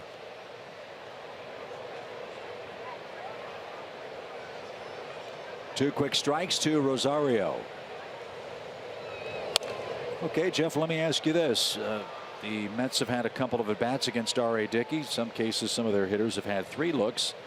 Now you've got a first-time against a guy that throws a lot harder and has a completely different repertoire. How tough of a transition is that? Yeah, you got to erase everything that you have thought about tonight and just go back to seeing and hitting, because it's a whole different experience. Although Rosario right here saw 2 fastballs, so maybe he's feeling comfortable. Good point. He's popped out to first. He's hit into a double play.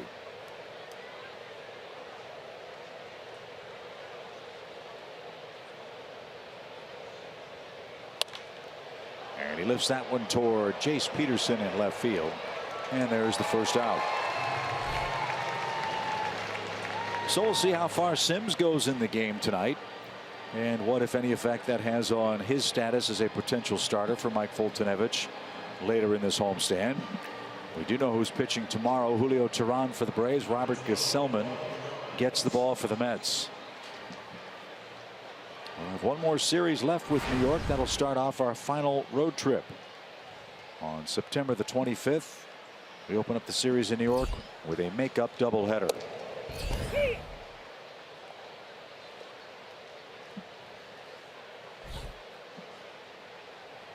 Lagares has gotten on base twice. He's knocked in a run. He's scored one as well. It's nice to see Lucas having success out of the pen. I was watching one of the games the other night in Washington, and I saw a slider he struck out Ryan Zimmerman on. Yeah. Was a Corey Kluber type slider. That thing was absolutely filthy. You know what? Maybe this will give him some confidence going back to the rotation. A lot of times, though, it allows him to come in and know you're throwing 1 or 2 innings and you can just leave it all out there, your best stuff. Exactly. No pacing yourself.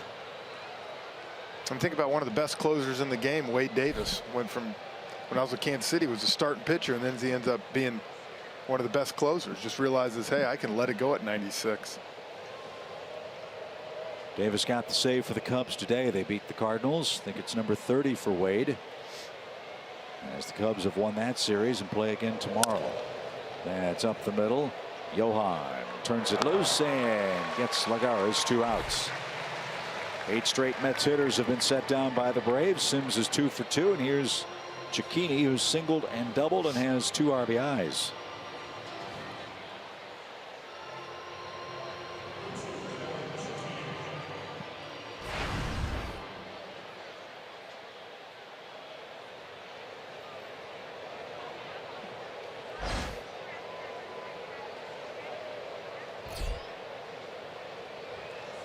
Cicchini's put 27 points on his batting average with a 2 for 2 start tonight. So we were talking last inning about Terry Collins and his future. I think one thing too is he's got a good pulse of this team, and you got a lot of those guys that are injuries are coming back next year, and you know, whether you like it or not, there's not a rebuilding year in New York. No. Fly ball to left. That is going to get down. He's 3 for 3. When you make an excellent point, Syndergaard's going to come back. Wheeler's going to come back. You hope Matz is going to come back. With DeGrom, that's 4 real good starting pitchers. Familia's back. They're going to have A.J. Ramos, 2 guys that have closing experience at the back end of their bullpen. Cespedes. Yeah, one of the most dangerous hitters in the game. So they got talent. And you hope Conforto can come back. Forgot about him. It may be a while on Conforto. Yeah. But somewhere maybe around the All-Star break. You know, if Terry decides he's finished and he's tired, you know, because there was rumors of that last year and the other year, but for me, for Terry to put the blame on him for this, I just have a tough time dealing with that.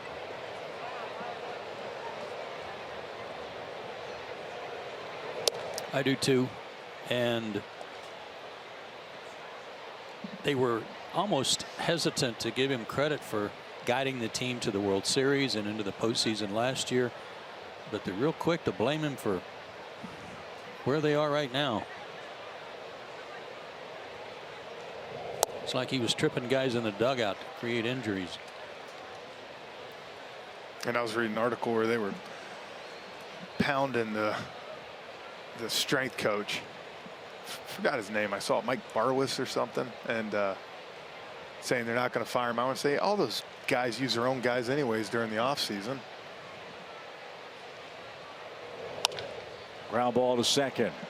And DeGrom hits it hard, but he's retired, and that ends the New York 6th. Lucas Sims with a successful inning of relief. Top of the order coming up for the Braves next.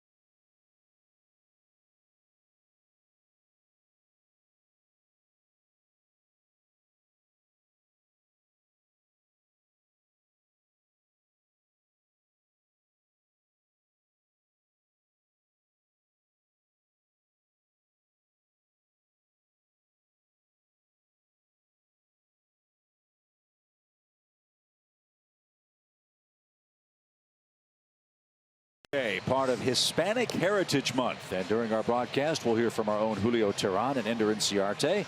Join us all weekend in celebrating Hispanic heritage through baseball on Fox Sports South, presented by the Georgia Lottery.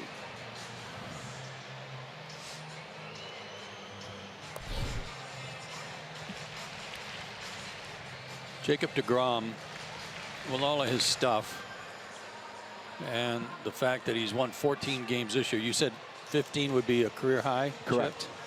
And on a team that's going nowhere, that's lost 80 games already, for him to be 14-9 speaks volumes about how good he's been.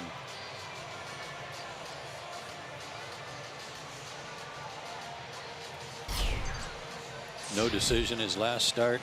6 innings, 3 hits, 2 runs, struck out 10. No decision. You got to know Terry Collins loves it tonight with him pitching. Yeah, like a real game. You're not thinking about the 5 or 6 guys you might use in the bullpen. Well, he's had Ender's numbers so far. The Braves center fielder 0 for 2. He's flied out, and he's hit into a double play. Braves have just 2 hits. One of those was from R.A. Dickey. He was chased after allowing 5 runs in 5 innings of work. You mentioned some of their players coming back from injury, and you talked about starters that they hope will be back. But they've got some pieces in their bullpen. You said Familia's healthy again, and they've got A.J. Ramos that they traded for, and they got Blevins. I mean, that's a good place to start. That's 3 good guys to start with.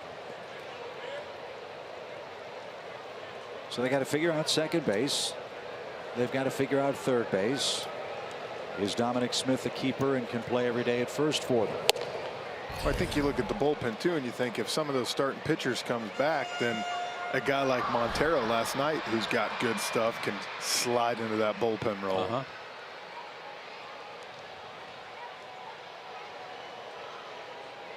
2 balls, 2 strikes for DeGrom. And that's fouled away. Well, look, there's one guy in the Mets organization, as we talked about last night, I really hope finds a way to get back and gets healthy, and that's David Wright. I think that would be great for the game. It certainly would be great for the Mets if he can come back and be anything like the captain for New York. But neck problems, the spinal stenosis, and now shoulder surgery has his future very much in question for New York. And at this point in time, it's only a guess, but I would think first base might be the only place that David Wright might be able to play, if he can play at all. So as I say so often about Braves opponents, it's easy to hate the Mets. It's not easy at all to do anything but admire David Wright and hope he comes back. It's good for the game. It's good for the National League East. Just like Harper being hurt. Nobody in Braves country likes the Nationals, and nobody's real fond of Bryce Harper, but you have to respect the fact that he's a heck of a player, and the game needs him to be out there. And if you're coming to watch a game, you want to see him. Yeah. More than anything, so you can boo him if you're a Braves fan. Right. That's part of the fun. 1 ball, no strikes for Albies. Told you about Ken Rosenthal's report when we were in Washington that Harper's getting closer. He is going to have some instructional league pitchers come up and face him in the next few days, and he may get as many as 15 at bats a day against those instructional leaguers, try to get himself back into game playing shape before the Nationals head to postseason play. And if it were to start today, the Nationals would face the Cubs in a first-round matchup. Those poor instructional league pitchers might never be the same. No.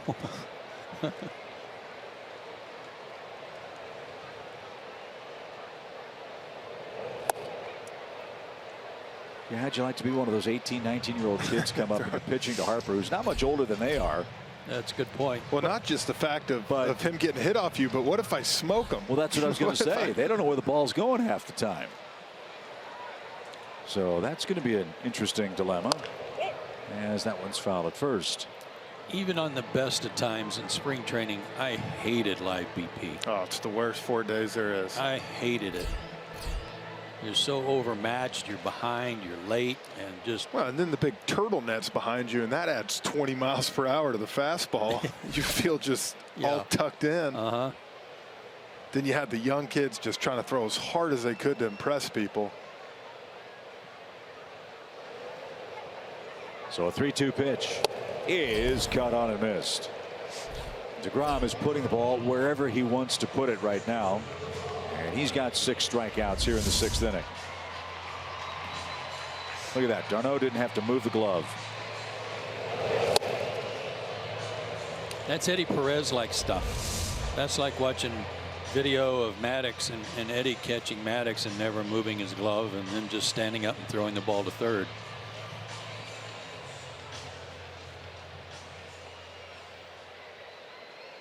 So 2 up, 2 down for Atlanta in the 6th. Freddie Freeman, the batter. He has one of the Braves' 2 hits. And he jumps on the first pitch and drives it deep toward left. Nimmo back. He's not going to get it. A first pitch homer for Freddie Freeman.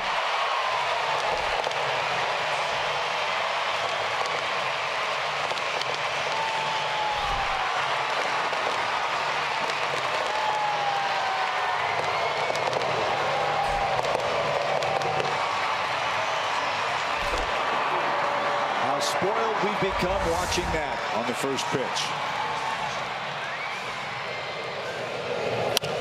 Like a hanging slider so that he could get his arms extended. 27th homer for Freddie. 27th homer allowed by DeGrom, and what a catch.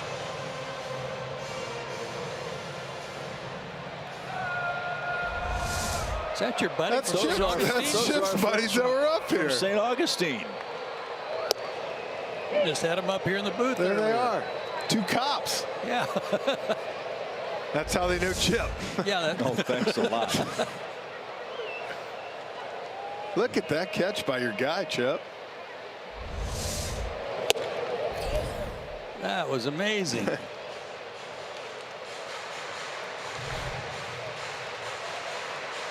This is their honeymoon. Was it not? Didn't they say they? Yeah, well, they got canceled because of Irma. No, Matthew last year, and so they thought they were going to get canceled by this. So they came up to Atlanta to catch a Braves game, and they catch a ball. Much less a home run. Well, they're friends with my son Stefan's high school teacher, and here they are, caught a foul ball at or a home run ball off Freddie Freeman's bat at SunTrust Park. That's amazing. What are the chances? Ground ball hit toward first. Smith has it, and that is the inning. The shutout bid is broken by Freddie Freeman's 27th home run. Great catch after a great hit. It's now 5-1 New York, heading to the 7th.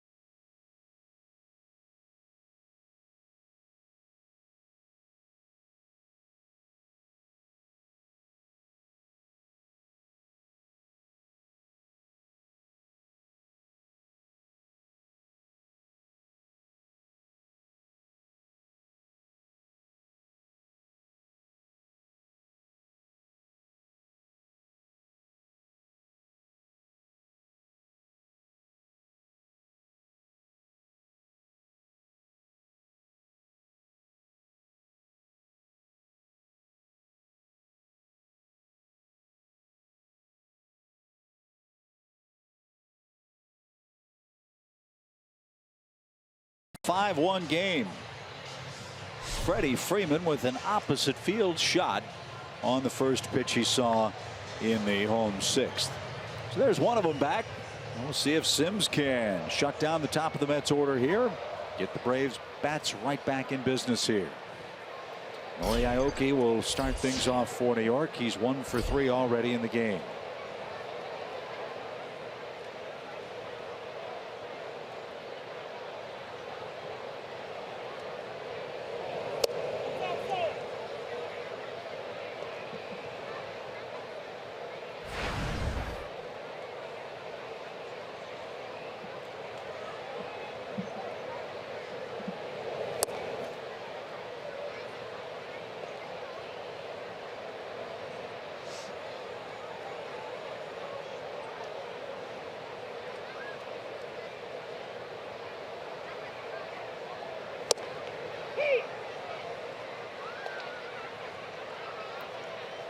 I'd like to see Lucas get another start. He is not going to knock your socks off with velocity, but he might with his guts and guile. He will come right after you with whatever he's got. And he hides the ball pretty well with that little kind of cock back there. Yeah.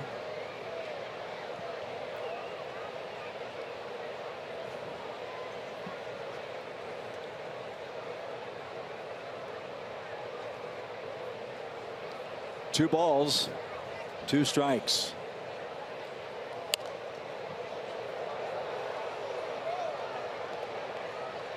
And we'll do it again with Aoki. 5-1. New York has the lead. We're in the 7th.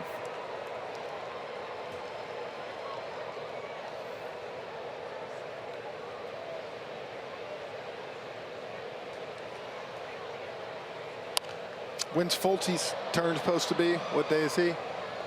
I believe it was Tuesday.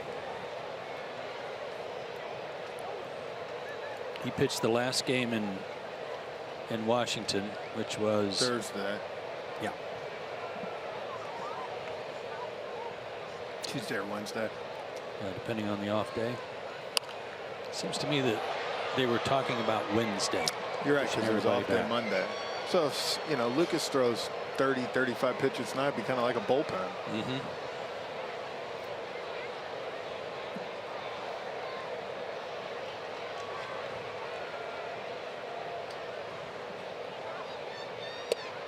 That stayed high for a full count.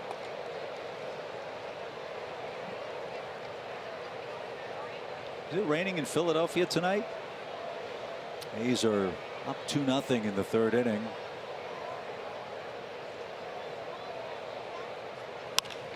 As a high fly ball headed for the gap. Ender on the run, can't get it. And Aoki on his way to second with another double. That's 5 doubles for the Mets tonight. Yes, it's raining in Philly. And here's the trouble here with this play defensively. They've got Jace playing in shallow because he's fouling off, just kind of slapping at the ball to left field, trying to hit it the other way. Well, all of a sudden he lifts it over Jace and slicing away from Ender. If Jace is playing where he would normally play a guy, he probably gets that. They were trying to take away a little blue pit from Aoki. That's one of those you got to play the percentages, though. More times than not, Aoki's going to bleed one over there. Yep.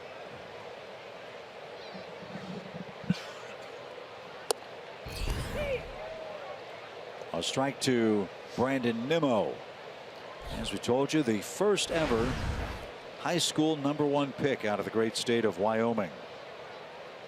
There have been some terrific players from that state who have gone on to play in the major leagues. Nimmo joins Tom Browning, John Buck, Mike Devereaux, Dick Ellsworth, Mike Lansing. Mike Devereaux. Huh. And Rick Sofield among those born in the great state of Wyoming.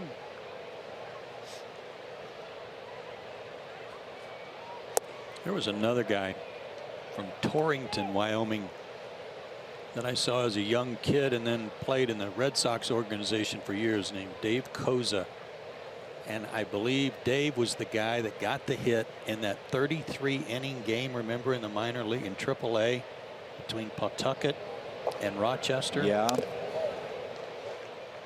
I think Wade Boggs might have been in that game. Cal Ripken may have been in that game. It was that long ago. So I wasn't born yet. Dave Koza with a K. Koza? Uh-huh. No, you weren't born yet. But it was a game that took 2 days. Hope Kurt's all right. Here comes old Bubba out there to check on him.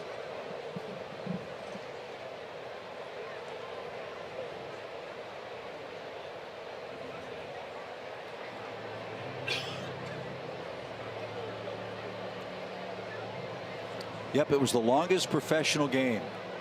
The Pawtucket Red Sox and Rochester Red Wings played 33 innings, 8 hours and 25 minutes of playing time. 32 innings played April 18th and 19th at McCoy Stadium in Pawtucket. And the final 33rd inning was played on June 23rd. Final score 3-2. Wow. Wade Boggs drove in the tying run in the 21st inning. There to be some averages going down that game when it's 3-2 and 33 innings.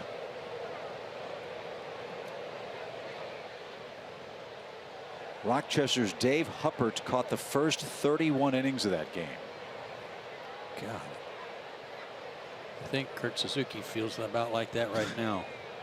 Question is, did he come back and catch the next day? Yeah. The 3-2 is outside. Good pitch. So a double and a walk puts 2 aboard for the Mets in the 7th inning. Have you got a box score on that game? Let's see if I can find one. Just missed. Good pitch, though. How'd he lay off?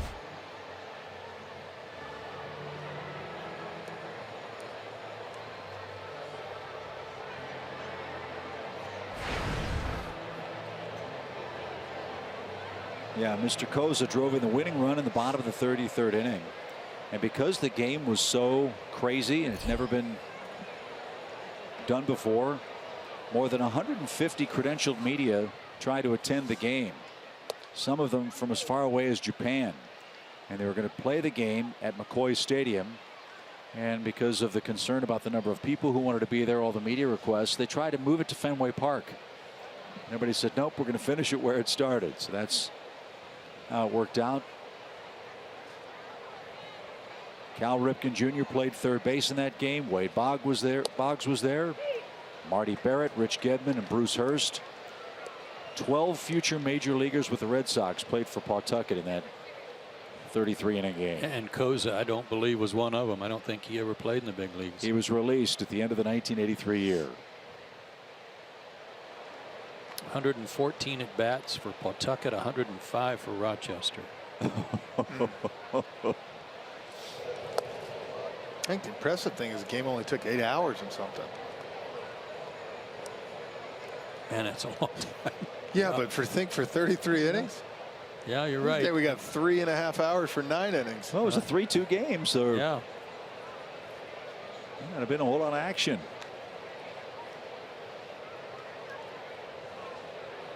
Mets have action here in the 7th. First and second, nobody out for Asdrubal Cabrera. And Atlanta's bullpen begins to work again as Sims having some command trouble here in the 7th inning.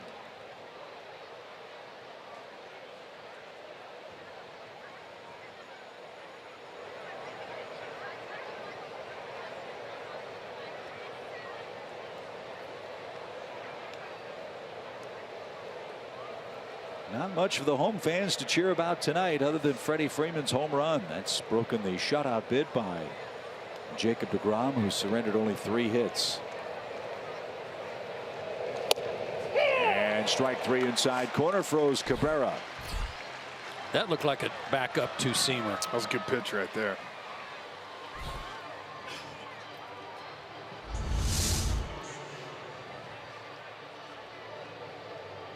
Nice pitch. Just missed on ball 4 to Nimmo. Didn't miss there. Beauty. So there's the first out. Here's Dominic Smith.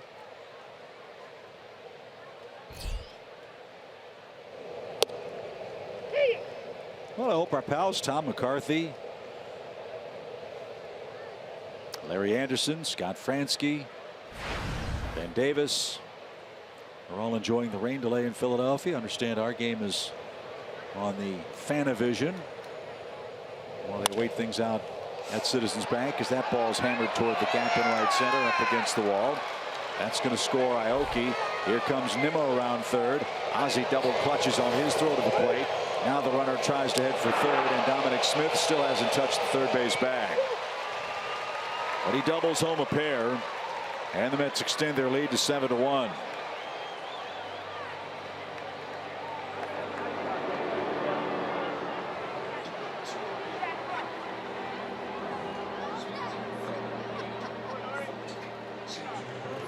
Eight, 4, 2, 5. The put out of Smith at third base, but 2 more runs are in here in the 7th. Left that one up a little bit, and Lucas knew it.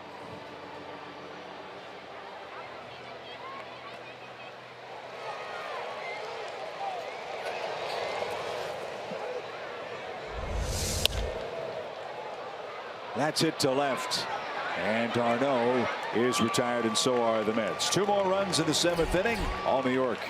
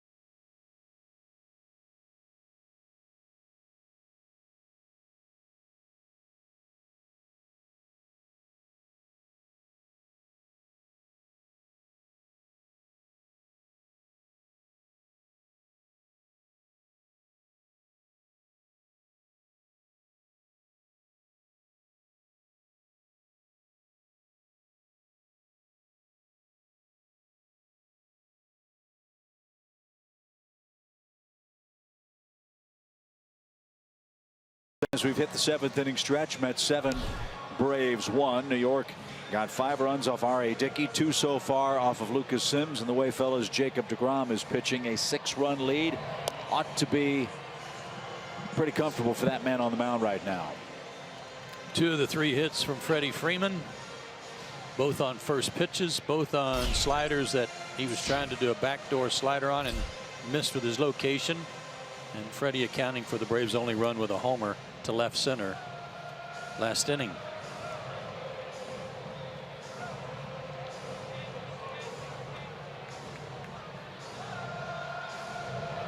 So the fans trying to muster a chop here. Big crowd on Saturday night. Kurt Suzuki just had a rough top of the 7th. Let's see if he's recovered in time for the bottom half. At the end of the year, you look back and you look at the good, the bad, different things. I tell you what, Kurt Suzuki has been a real bright spot for this team this year. Sure has. And you know what I like too is you talk to him. In this day and age, you know, it's such an offensive game for catchers. He's a guy that takes a lot of pride behind the dish too, preparing for a game planning. It's nice to see that. Trust me, those pitchers know. Sharply hit toward third. Nice pick by Cabrera. He'll skip it across the turf, and Smith with a nice pick at first gets his man for the first out. He may not have much range at shortstop, but doesn't have very far to go at third, and he's an excellent glove man. Shades of Davey Concepcion on the turf at Riverfront Stadium when he started going to the hole at shortstop and making those one-hop throws to Tony Perez.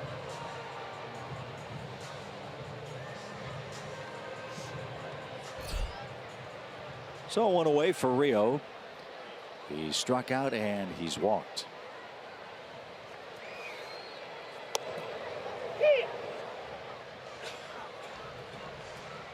deGrom has 1 complete game. That was June 12th against the Cubs. He beat them 6-1. 5 hits, the 1 run. It was on a homer. He walked 4 that day and struck out 6. How many pitches? 116.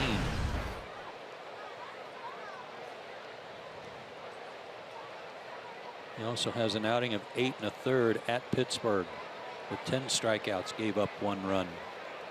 118 pitches. After that complete game of 9 innings, this is during his stretch of winning 8 in a row. He went 8 with 1 run unearned against Washington, 8 with 1 run at San Francisco, and followed that with 7 innings and just 1 run and beat Philadelphia. Talk about a roll.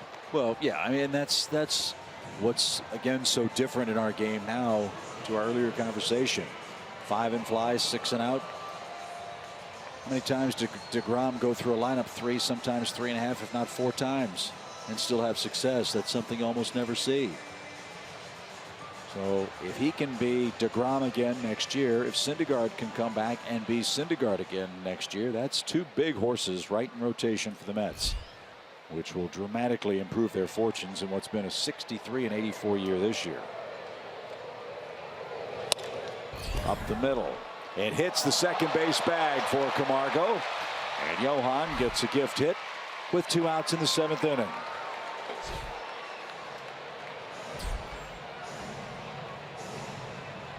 That was well placed. Doink. Johan made a big turn. I'm glad he didn't try to go to second base. His last 6 games outstanding. So he's our SunTrust Confidence player tonight. That's the 4th Braves hit. And it brings up Jace Peterson, who was rung up on a questionable 3rd strike last time up.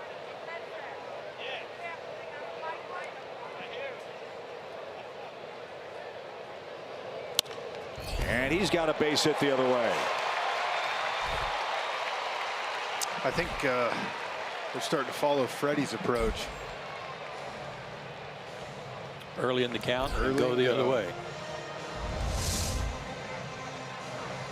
Fastball. Outer part, did exactly what he's supposed to do. Just like he did last night. Yep. So Matt Adams grabs a bat. He'll come on and pinch hit. And Dan Warthen's going to come out and give DeGrom a little bit of a breather here as he's approaching 100 pitches. Good to see Matt getting a chance to swing the bat here. He's been plagued by a hamstring issue. And with Matt Kemp out with a hamstring problem, don't know when we'll see Matt Adams get a start again in the outfield for the Braves. His job right now, keep the inning alive and maybe park one and bring the Braves to within a 7-3 score.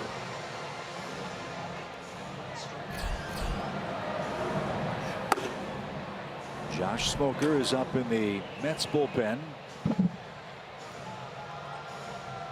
know DeGrom wants to finish this inning at the very least. We'll see what happens here with Adams. In the batter's box, Peterson at first, Johan Camargo at second.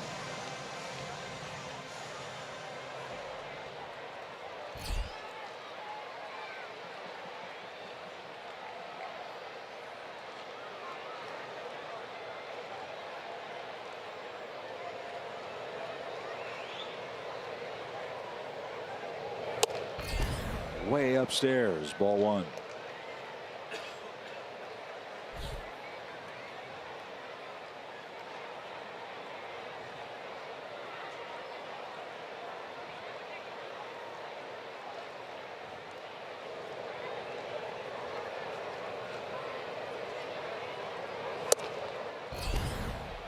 It's funny. DeGrom is listed at 6'4", 180, and he probably does weigh 180. Not much more than that. And he was a shortstop. And I really like these slender, lanky guys that are pitchers and athletes in other sports or at another position. But I think most scouts today, and I think most people in baseball, fear that the more slender guy is going to break down easier. They don't have the body, the durability yep, to hold it together. And yet here he is, and the other guys aren't. Well, I remember all the time, if you remember Lincecum, they used to always say, that body, he's so small he can't hold up. And, you know, I know he didn't finish like he wanted to, but he pitched great for 10 years. Yeah. 1 ball, 2 strikes for Adams.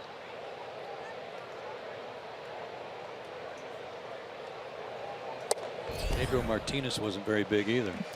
Well, I think it's those guys. Yeah, I think those guys got to know their bodies, what works for them. You know, what your workout routine. I mean, I played with guys who lived in the weight room for 2 hours a day, and I played with guys who never touched a weight.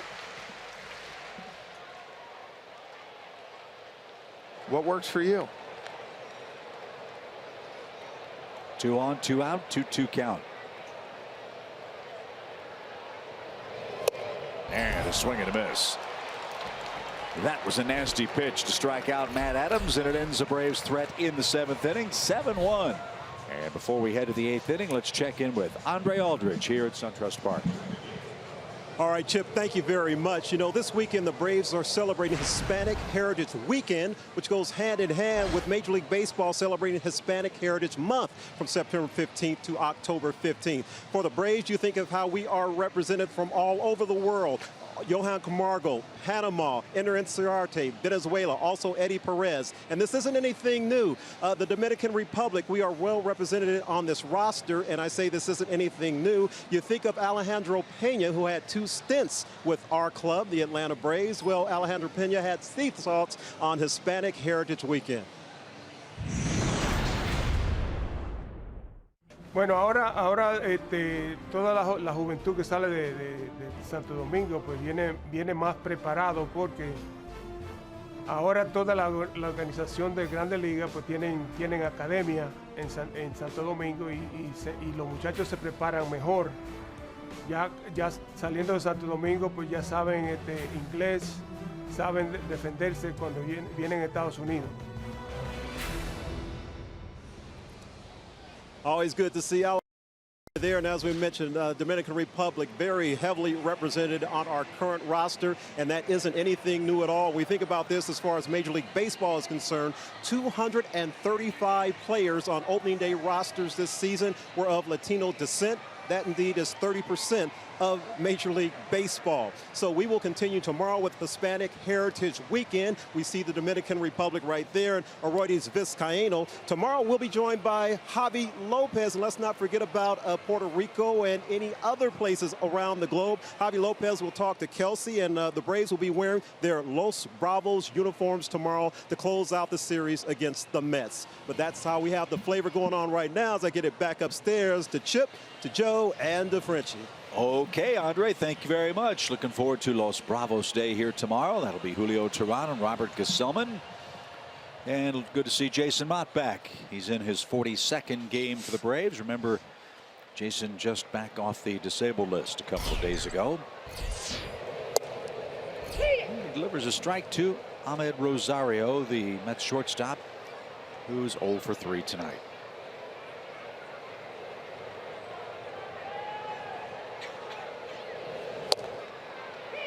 Another strike.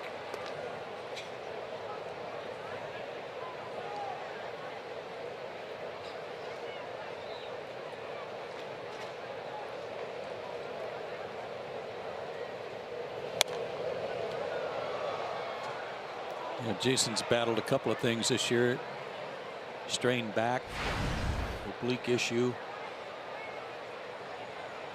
Good to see him back out.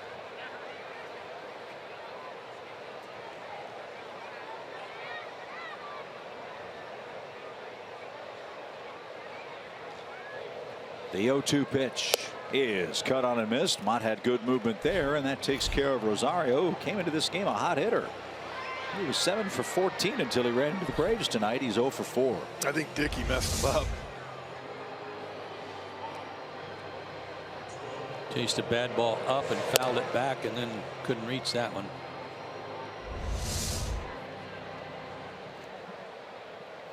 So here's Lagares. He has an RBI hit, a run scored, and a ground out.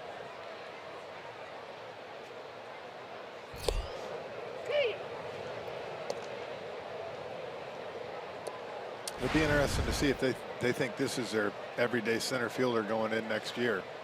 You know, he had the job, what, 2-3 years ago, and then want to go glove. Didn't have a great year, and Conforto came up, played some, Granderson. And then he came into this year as a fourth outfielder. Kept getting hurt. They just couldn't keep him healthy.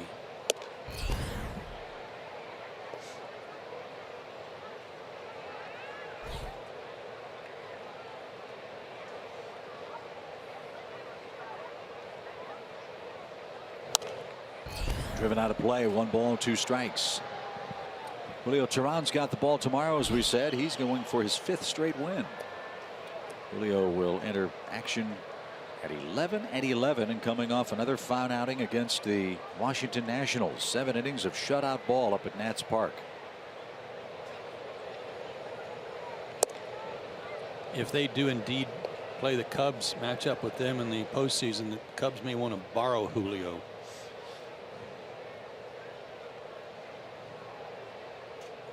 Two balls, 2 strikes for Lagares.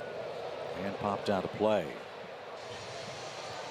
Be nice to see Julio finish his last 3 starts on a high note. He's been pitching so well lately. Yep.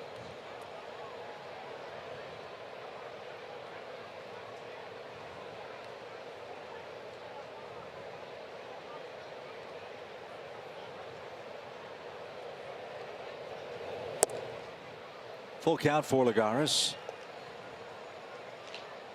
I saw the other day with Julio, I think he threw the most sliders he's ever thrown in a start. I believe I saw, but I also saw where I think like 75% of first pitches were fastballs. And I think that's him get ahead and then go to your pitch, your strikeout pitch. And he was throwing hard. Yeah. He was hitting 94, 95. Check swing strikeout takes care of Lagares. Now let's see if Cecchini can be set down. He's 3 for 3.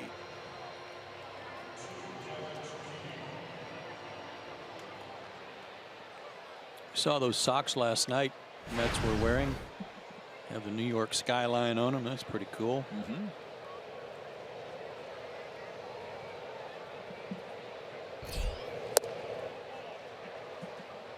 Still waiting for my pair of the teams we're wearing for the Players Weekend. The really colorful ones? Yeah, I thought we told you we got you. So yeah. I apologize. I'm surprised that you really wanted a pair since you've got 2 or 3 pair that look just like those. Pretty much. Okay. Just need to back up. The more the better. Yeah, right. But I'm with you. That's pretty cool. New York skyline. It's overrated. This is a baseball game. Pitch is tapped back to the mound. Welcome back, Jason. A 1-2-3 8th inning. Top of the Braves order coming up. Down 7-1.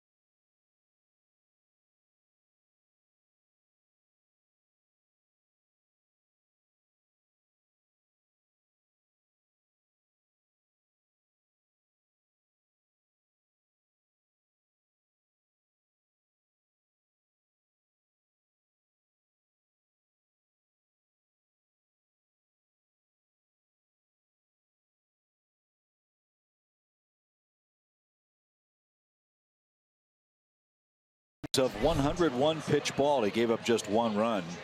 And now Juris Familia is going to come on and pitch. Well, they're happy to have him back.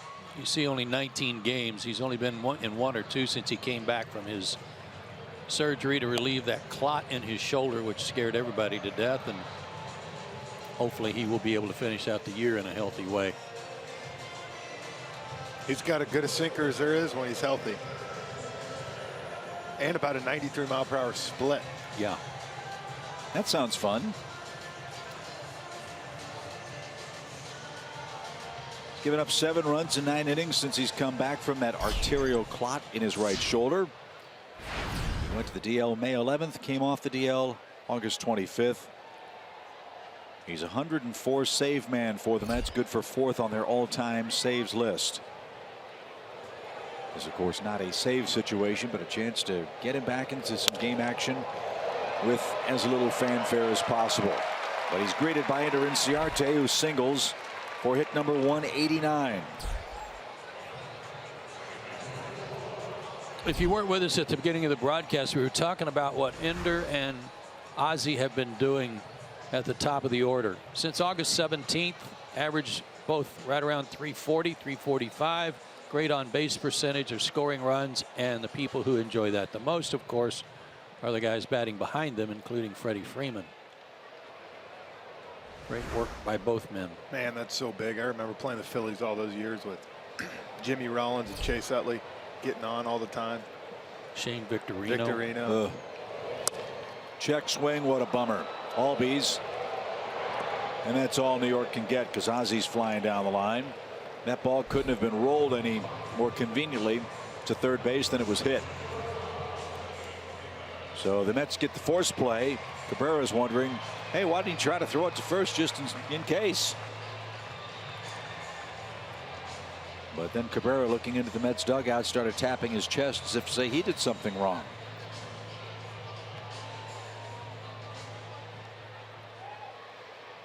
So 1 on, 1 out for Freddie, who's got 2 of the Braves' 6 hits tonight.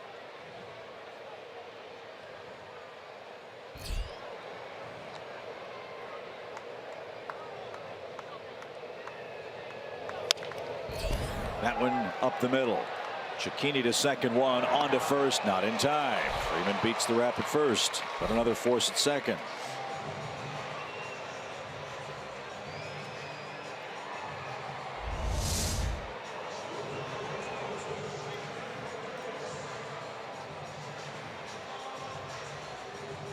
I'll tell you, this is what we were talking about earlier, and I know it wasn't what Freddie wanted, but it's so good to see the young guys, to watch a guy like him run down the line. It'd have been real easy right there to say, you know what, double play, let's go to the ninth. But, you know, in the big scheme of things, it's not big, but to set an example. That's who he is. And players who do that, that's who they are. They don't think anything other than busting it down the line every time. Yeah, you want your team to have an identity.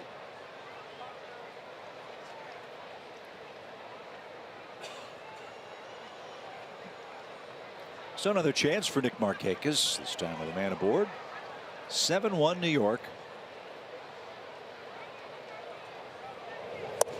And down and away, ball one.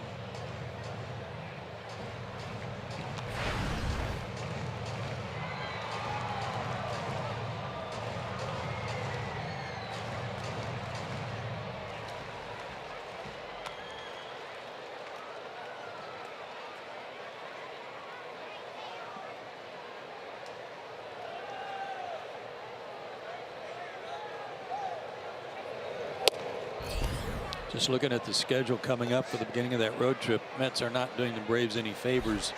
Got that doubleheader Monday, and then night games Tuesday and Wednesday, flying to Miami after the night game on Wednesday. Day game there would have been nice. Man, I'll be thinking about y'all. Thanks. We'll call you. I know you're going to be in bed at 10 o'clock. We'll call you when we land if you want. Yeah, for sure. I'll make sure to put my phone, make sure to answer. 3 balls, no strikes. That's something, you know, that they're talking about big time on the new CBA or getting it changed. Is the schedule, because earlier start times for flights of over 2.5 hours will be mandated next year via the CBA. On getaway day opportunities, the 3-0 pitch. 4 extra days built into the schedule because the season will start March 29th. Saw that. And the Braves have an oddity in the schedule. The season will start Thursday, March 29th. The Braves will play Thursday, Friday, and Saturday. They will not play on Sunday. Easter Sunday will be an off day in between the Phillies and Washington Nationals series.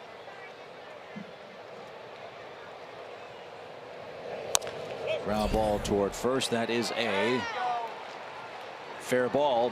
And that is the inning. Familia works a scoreless Atlanta 8th. We go to the 9th. 7-1 Mets.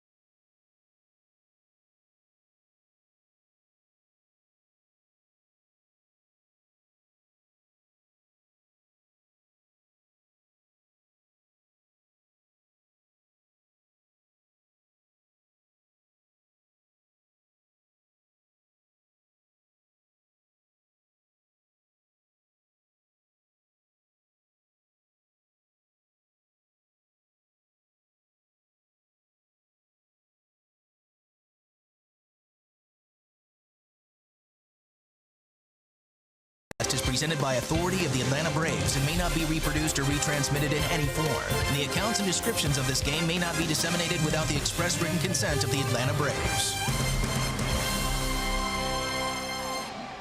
Time for the 9th inning. All New York. 7-1 is your score. Max Fried gets a chance to pitch tonight. He will face the 9-1 and 2 hitters for the Mets. After Dickey started, gave up 5. Sims went 2, gave up 2. Mott a perfect inning in relief with a couple of strikeouts. Max is the 4th Braves pitcher to pitch tonight. Yeah, a lot of those walks came early when he was working out of the bullpen. He actually had more walks than strikeouts, I think, at that point. But this is his first outing since going back to the bullpen. Get some work in.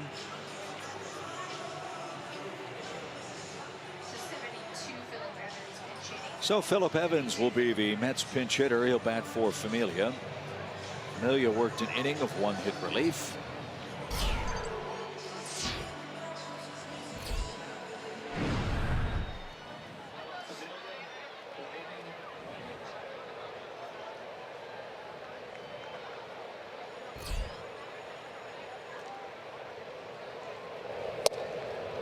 Right there for Max for a called strike. Max last worked on the 9th against Miami. It was a start. Did not get out of the 4th inning. 6 hits, 4 runs.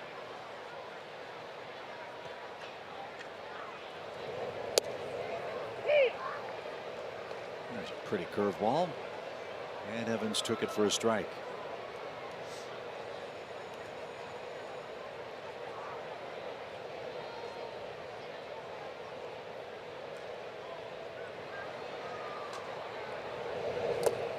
Did he go? Yes, he did, says C.B. Buckner. And that's the first out in the 9th inning. It's a great curveball right there. He's got one.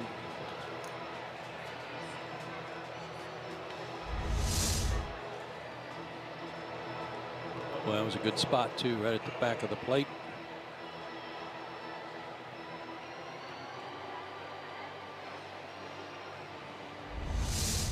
Nice tight spin. 3-pitch strikeout. And back to the top on Aoki. He's had a good night. 2 doubles, 2 runs. And he takes ball 1.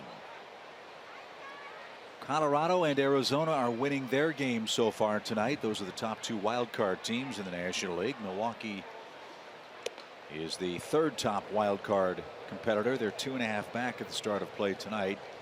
Milwaukee losing in Miller Park to Miami 6-3 in the 7th inning. The Cubs already beat the Cardinals. The Dodgers already beat the Nationals. And a nice pick by Camargo, who shows off his strong arm to get Aoki for the 2nd out. I was just double checking on Max because he's got that same body type as DeGrom. He's listed, Max is listed 6'4", 185.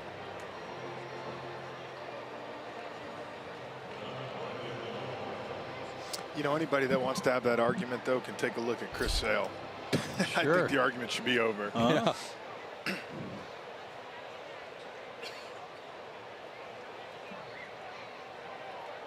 I want to be careful how I say this, but the guy that comes to mind when I see Max Fried is a young Cole Hamels.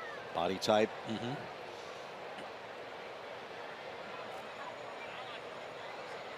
Yeah, Cole's still very tall and lengthy. He's not a thick kid.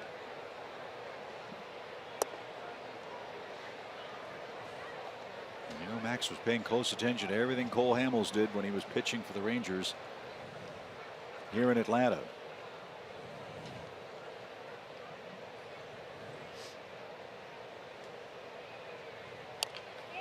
Yeah, it's bounced foul at first. And Brandon Nimmo down to his last strike. I know they'd rather have it where you got 5 starters going every 5 days, but I think it's worked out well for a lot of these young kids to get the experience of starting and of the bullpen. You know, to give them something this offseason to think about. A 1-2 pitch from Fried to Nimmo. Not just that, but they're also not loading a ton of innings on him here at the end of the year. For sure. They're getting plenty of rest in between.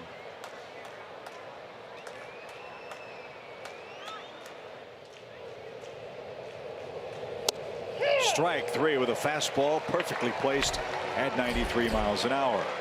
Mott and Fried with 2 innings of perfect relief with 1, 2, 3, 4 strikeouts. Last call for Atlanta as we head to the bottom of the ninth.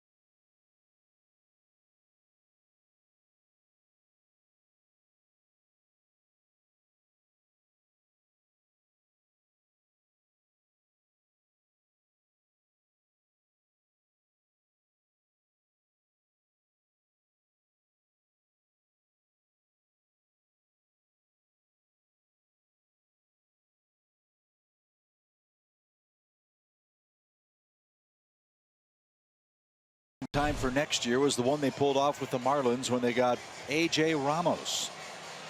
Surprisingly, the Marlins were in the thick of the playoff race, and they decided to move Ramos to a division rival, the Mets.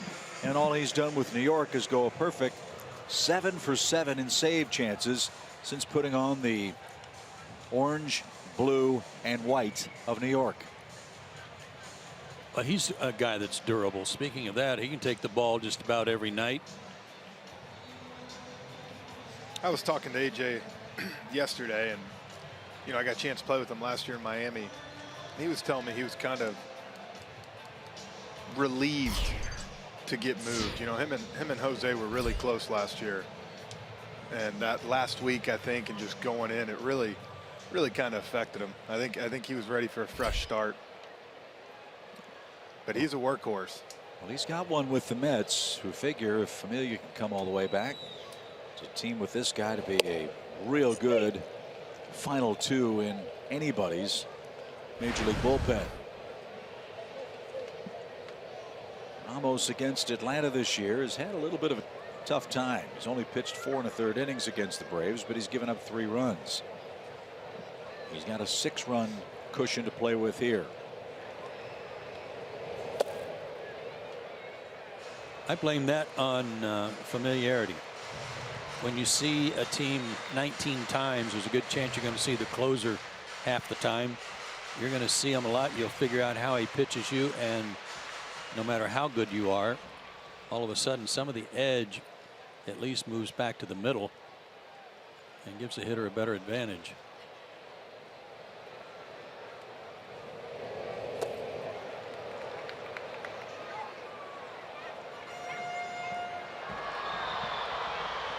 AJ's got a good fastball. He just tends to get slider happy. He does. Quite a bit, and that can hurt him. Guys start to sit on that slider on him.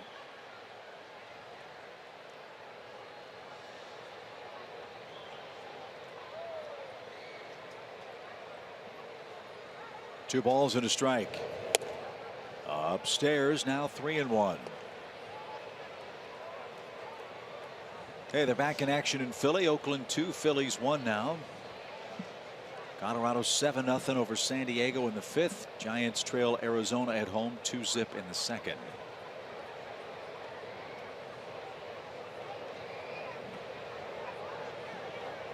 Here at 7-1 Mets. A ton of extra base hits for New York tonight. And a strike.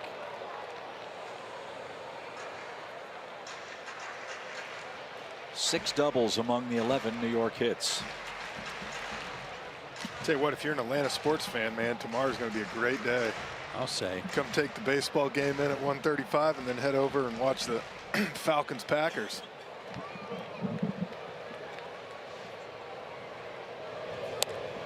Kurt didn't mean to and fouled off what would have been ball 4. Too much early offense for the Mets. Too much Jacob deGrom for 7 innings. Pretty much sums up game 2 of this series.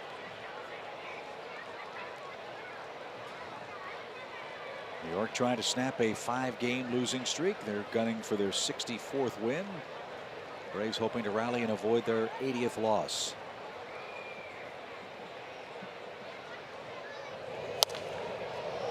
Popped up over by the Braves on deck circle, but that's headed for the Delta Club seats down below. And we'll do it again.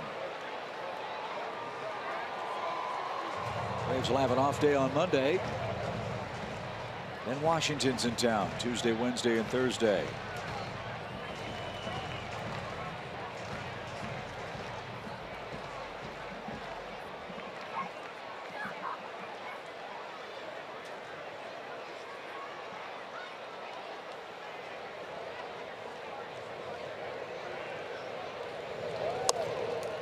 And Kurt takes ball 4. Not what Ramos had in mind with a 6-run lead in the 9th inning, but the Braves need all the help they can get. That's what we were just talking about, though. I was telling you, it's 7-1, it's 3-2, and you're throwing, sliders. And we've seen this before, even in closing situations down in Miami, where he had to throw a lot of pitches to get through it. You know where the first thing reminds me of last year in Fort Bragg when we played. I let off that inning, and he just kept throwing slider after slider. Remember, they were up 6-1, 5-0. We ended up putting 3 or 4 runs on them.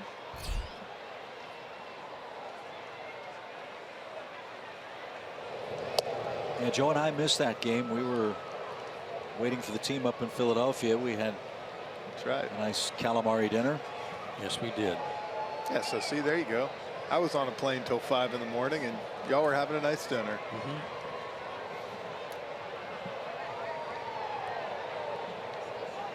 The pitch. And another slider, and it missed. Ball 2. Terry Collins' hair is already gray enough. He doesn't need to see the Braves flirt with a comeback late. His club's up 7-1.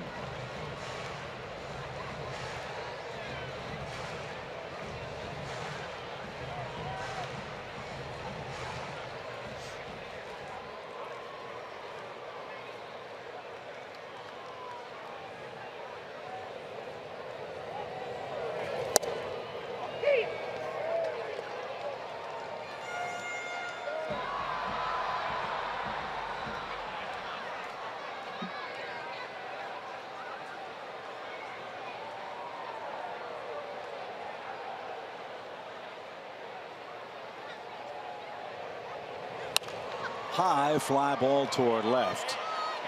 Nimmo near the line is going to have enough room.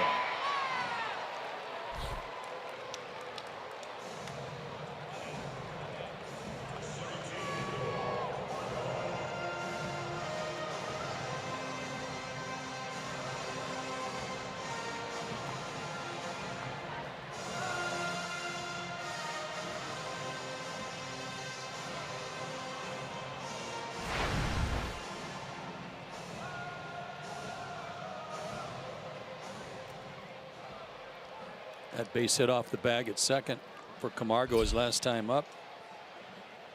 Gives him a 5-game streak. And a strike. Oh, man. I think Fielding's ready to go home. Boy, he has been more than generous out there today. That ball never got to the plate. Johan and Jace will have something to talk about. There's that one all the way to the screen. And Kurt Suzuki moves up 90 feet. That takes away the double play opportunity. A ball and a strike. Well, he only missed his target about 8 feet on that one.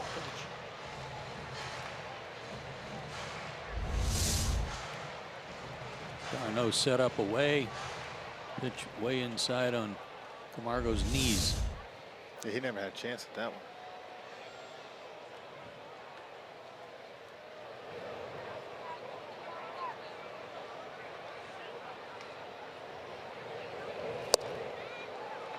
Change up there. Might have been a split.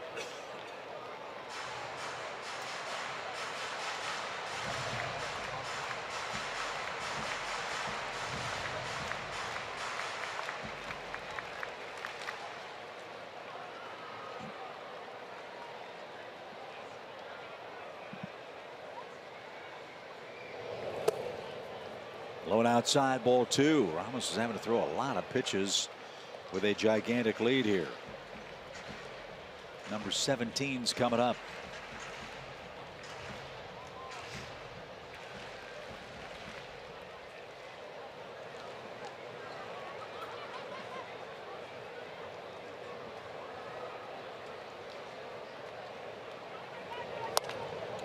Had him off stride and popped up. Smith in at first base, and he and Ramos collide. The pitcher makes the catch. The first baseman was there, and Ramos, with a little bit of a glare over his shoulder, gets back to the mound after the second out.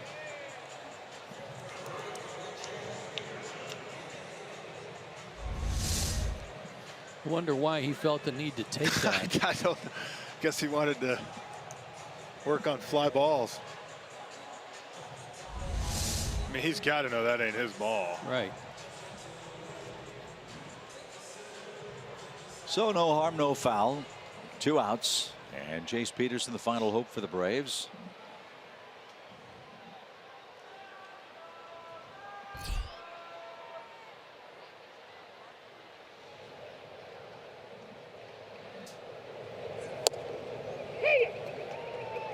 And a strike.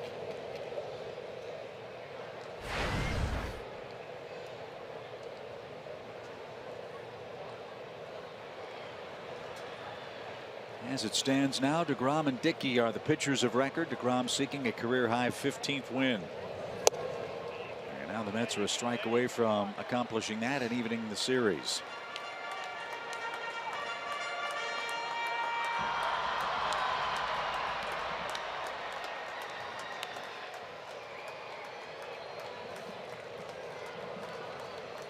Here comes the 0-2.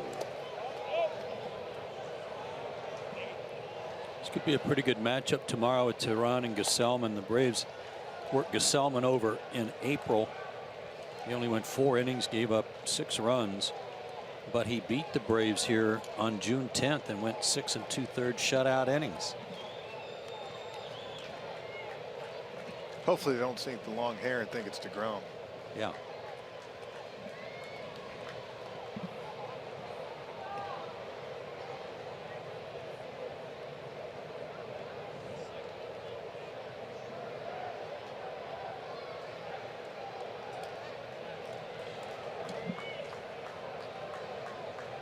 So the 1-2 pitch.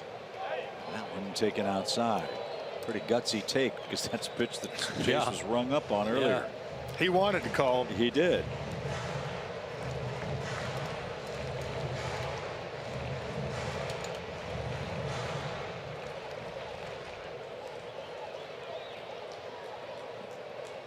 Pitch number 22 from Ramos.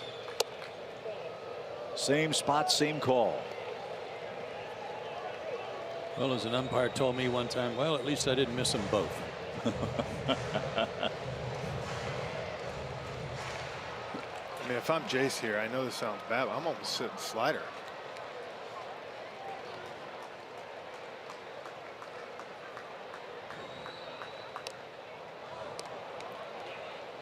That's what he got, and he fouled it off.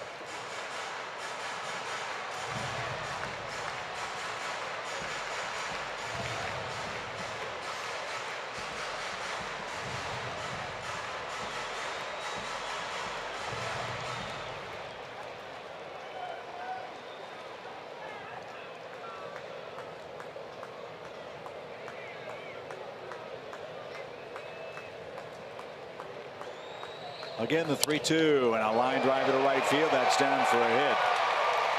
And the Braves will have runners at first and third. And Lane Adams grabs the bat. He'll come on and pinch hit. So a 2-hit game for Jace Peterson starting in left. And Lane Adams will hit for Max Fried. And he did have that outside corner covered. is very, I mean, it's what the Braves have done all year. They don't give away at bats. They don't cash in and go to the clubhouse late in the game, no matter what the score is. They make you work for it. That was a great piece of hitting too, after seeing slider after slider, and all of a sudden 93 kind of painted away, and Jace covered it beautifully. Nice 2-hit game for him.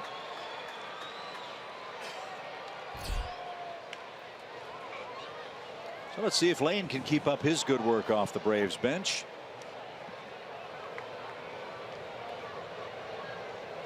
He's 11 for 42 in a pinch. And Peterson will take second base on defensive indifference. No pressure on the Mets infield to make a play.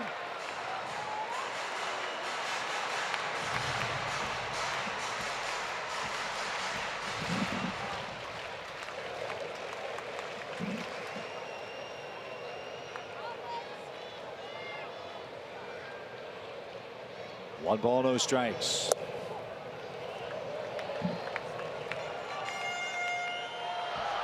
Ramos already sweated through his uniform top. I mean, he is really working hard tonight. 26 pitches. The Mets don't want to, but they have their bullpen working. As if Lane Adams reaches somehow. And you got the top of the order lurking. 2 balls, no strikes.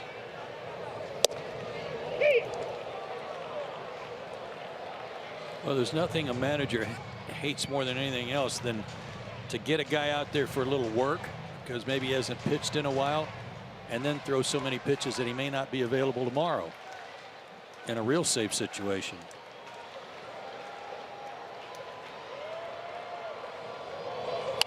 Line drive left field. Base hit's going to score 1. Here comes Jace around third. He's going to score 2. And Lane Adams continues his great pinch hitting work. The Braves pulled to within 4 runs. It's now 7-3.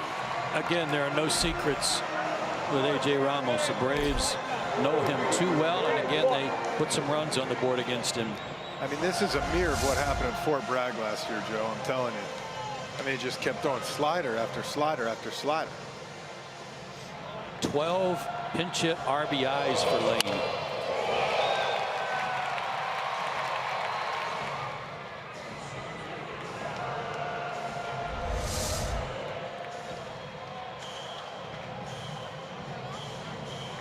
So a leadoff walk leads to an opening for Atlanta. And figure Adams will be off to the races at some point here. He can fly. Take away that force play again with Ender up there. Let's see how the Braves play it. Dominic Smith playing in front of the bag at first base, not holding it. Ramos ready. And Ender takes a strike. And the school of thought, leave him there, keep Smith close to the bag, then you've got a hole on the right side for Ender to play with. Yeah, they're not holding it when he's backing up, but they're not giving him a free base either. Not yet.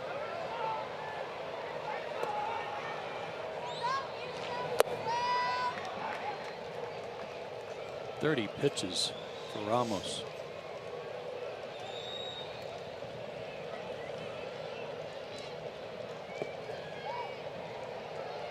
Now he can go. 1 ball, 1 strike. There he goes. And Ender hits it to second. Cicchini's got it. And the flip to first is in time. And the Mets have evened the series at a game apiece. They beat the Braves at SunTrust Park tonight by a final score of 7-3. Ton of doubles for New York. Ton of Jacob deGrom for New York. And that was enough to even it up. Anytime you give deGrom runs like that early, he's going to be that much tougher, and he was. Yeah, quick turnaround. You got to find a way to let this one go. You got a chance with Julio on the mound tomorrow to win the series. You've been playing good baseball. Just a contention. deGrom the winner, Dickey the loser. Tehran and Gesellman wrap up the series tomorrow. We'll wrap up our broadcast on Braves Live, presented by Xfinity, after the break.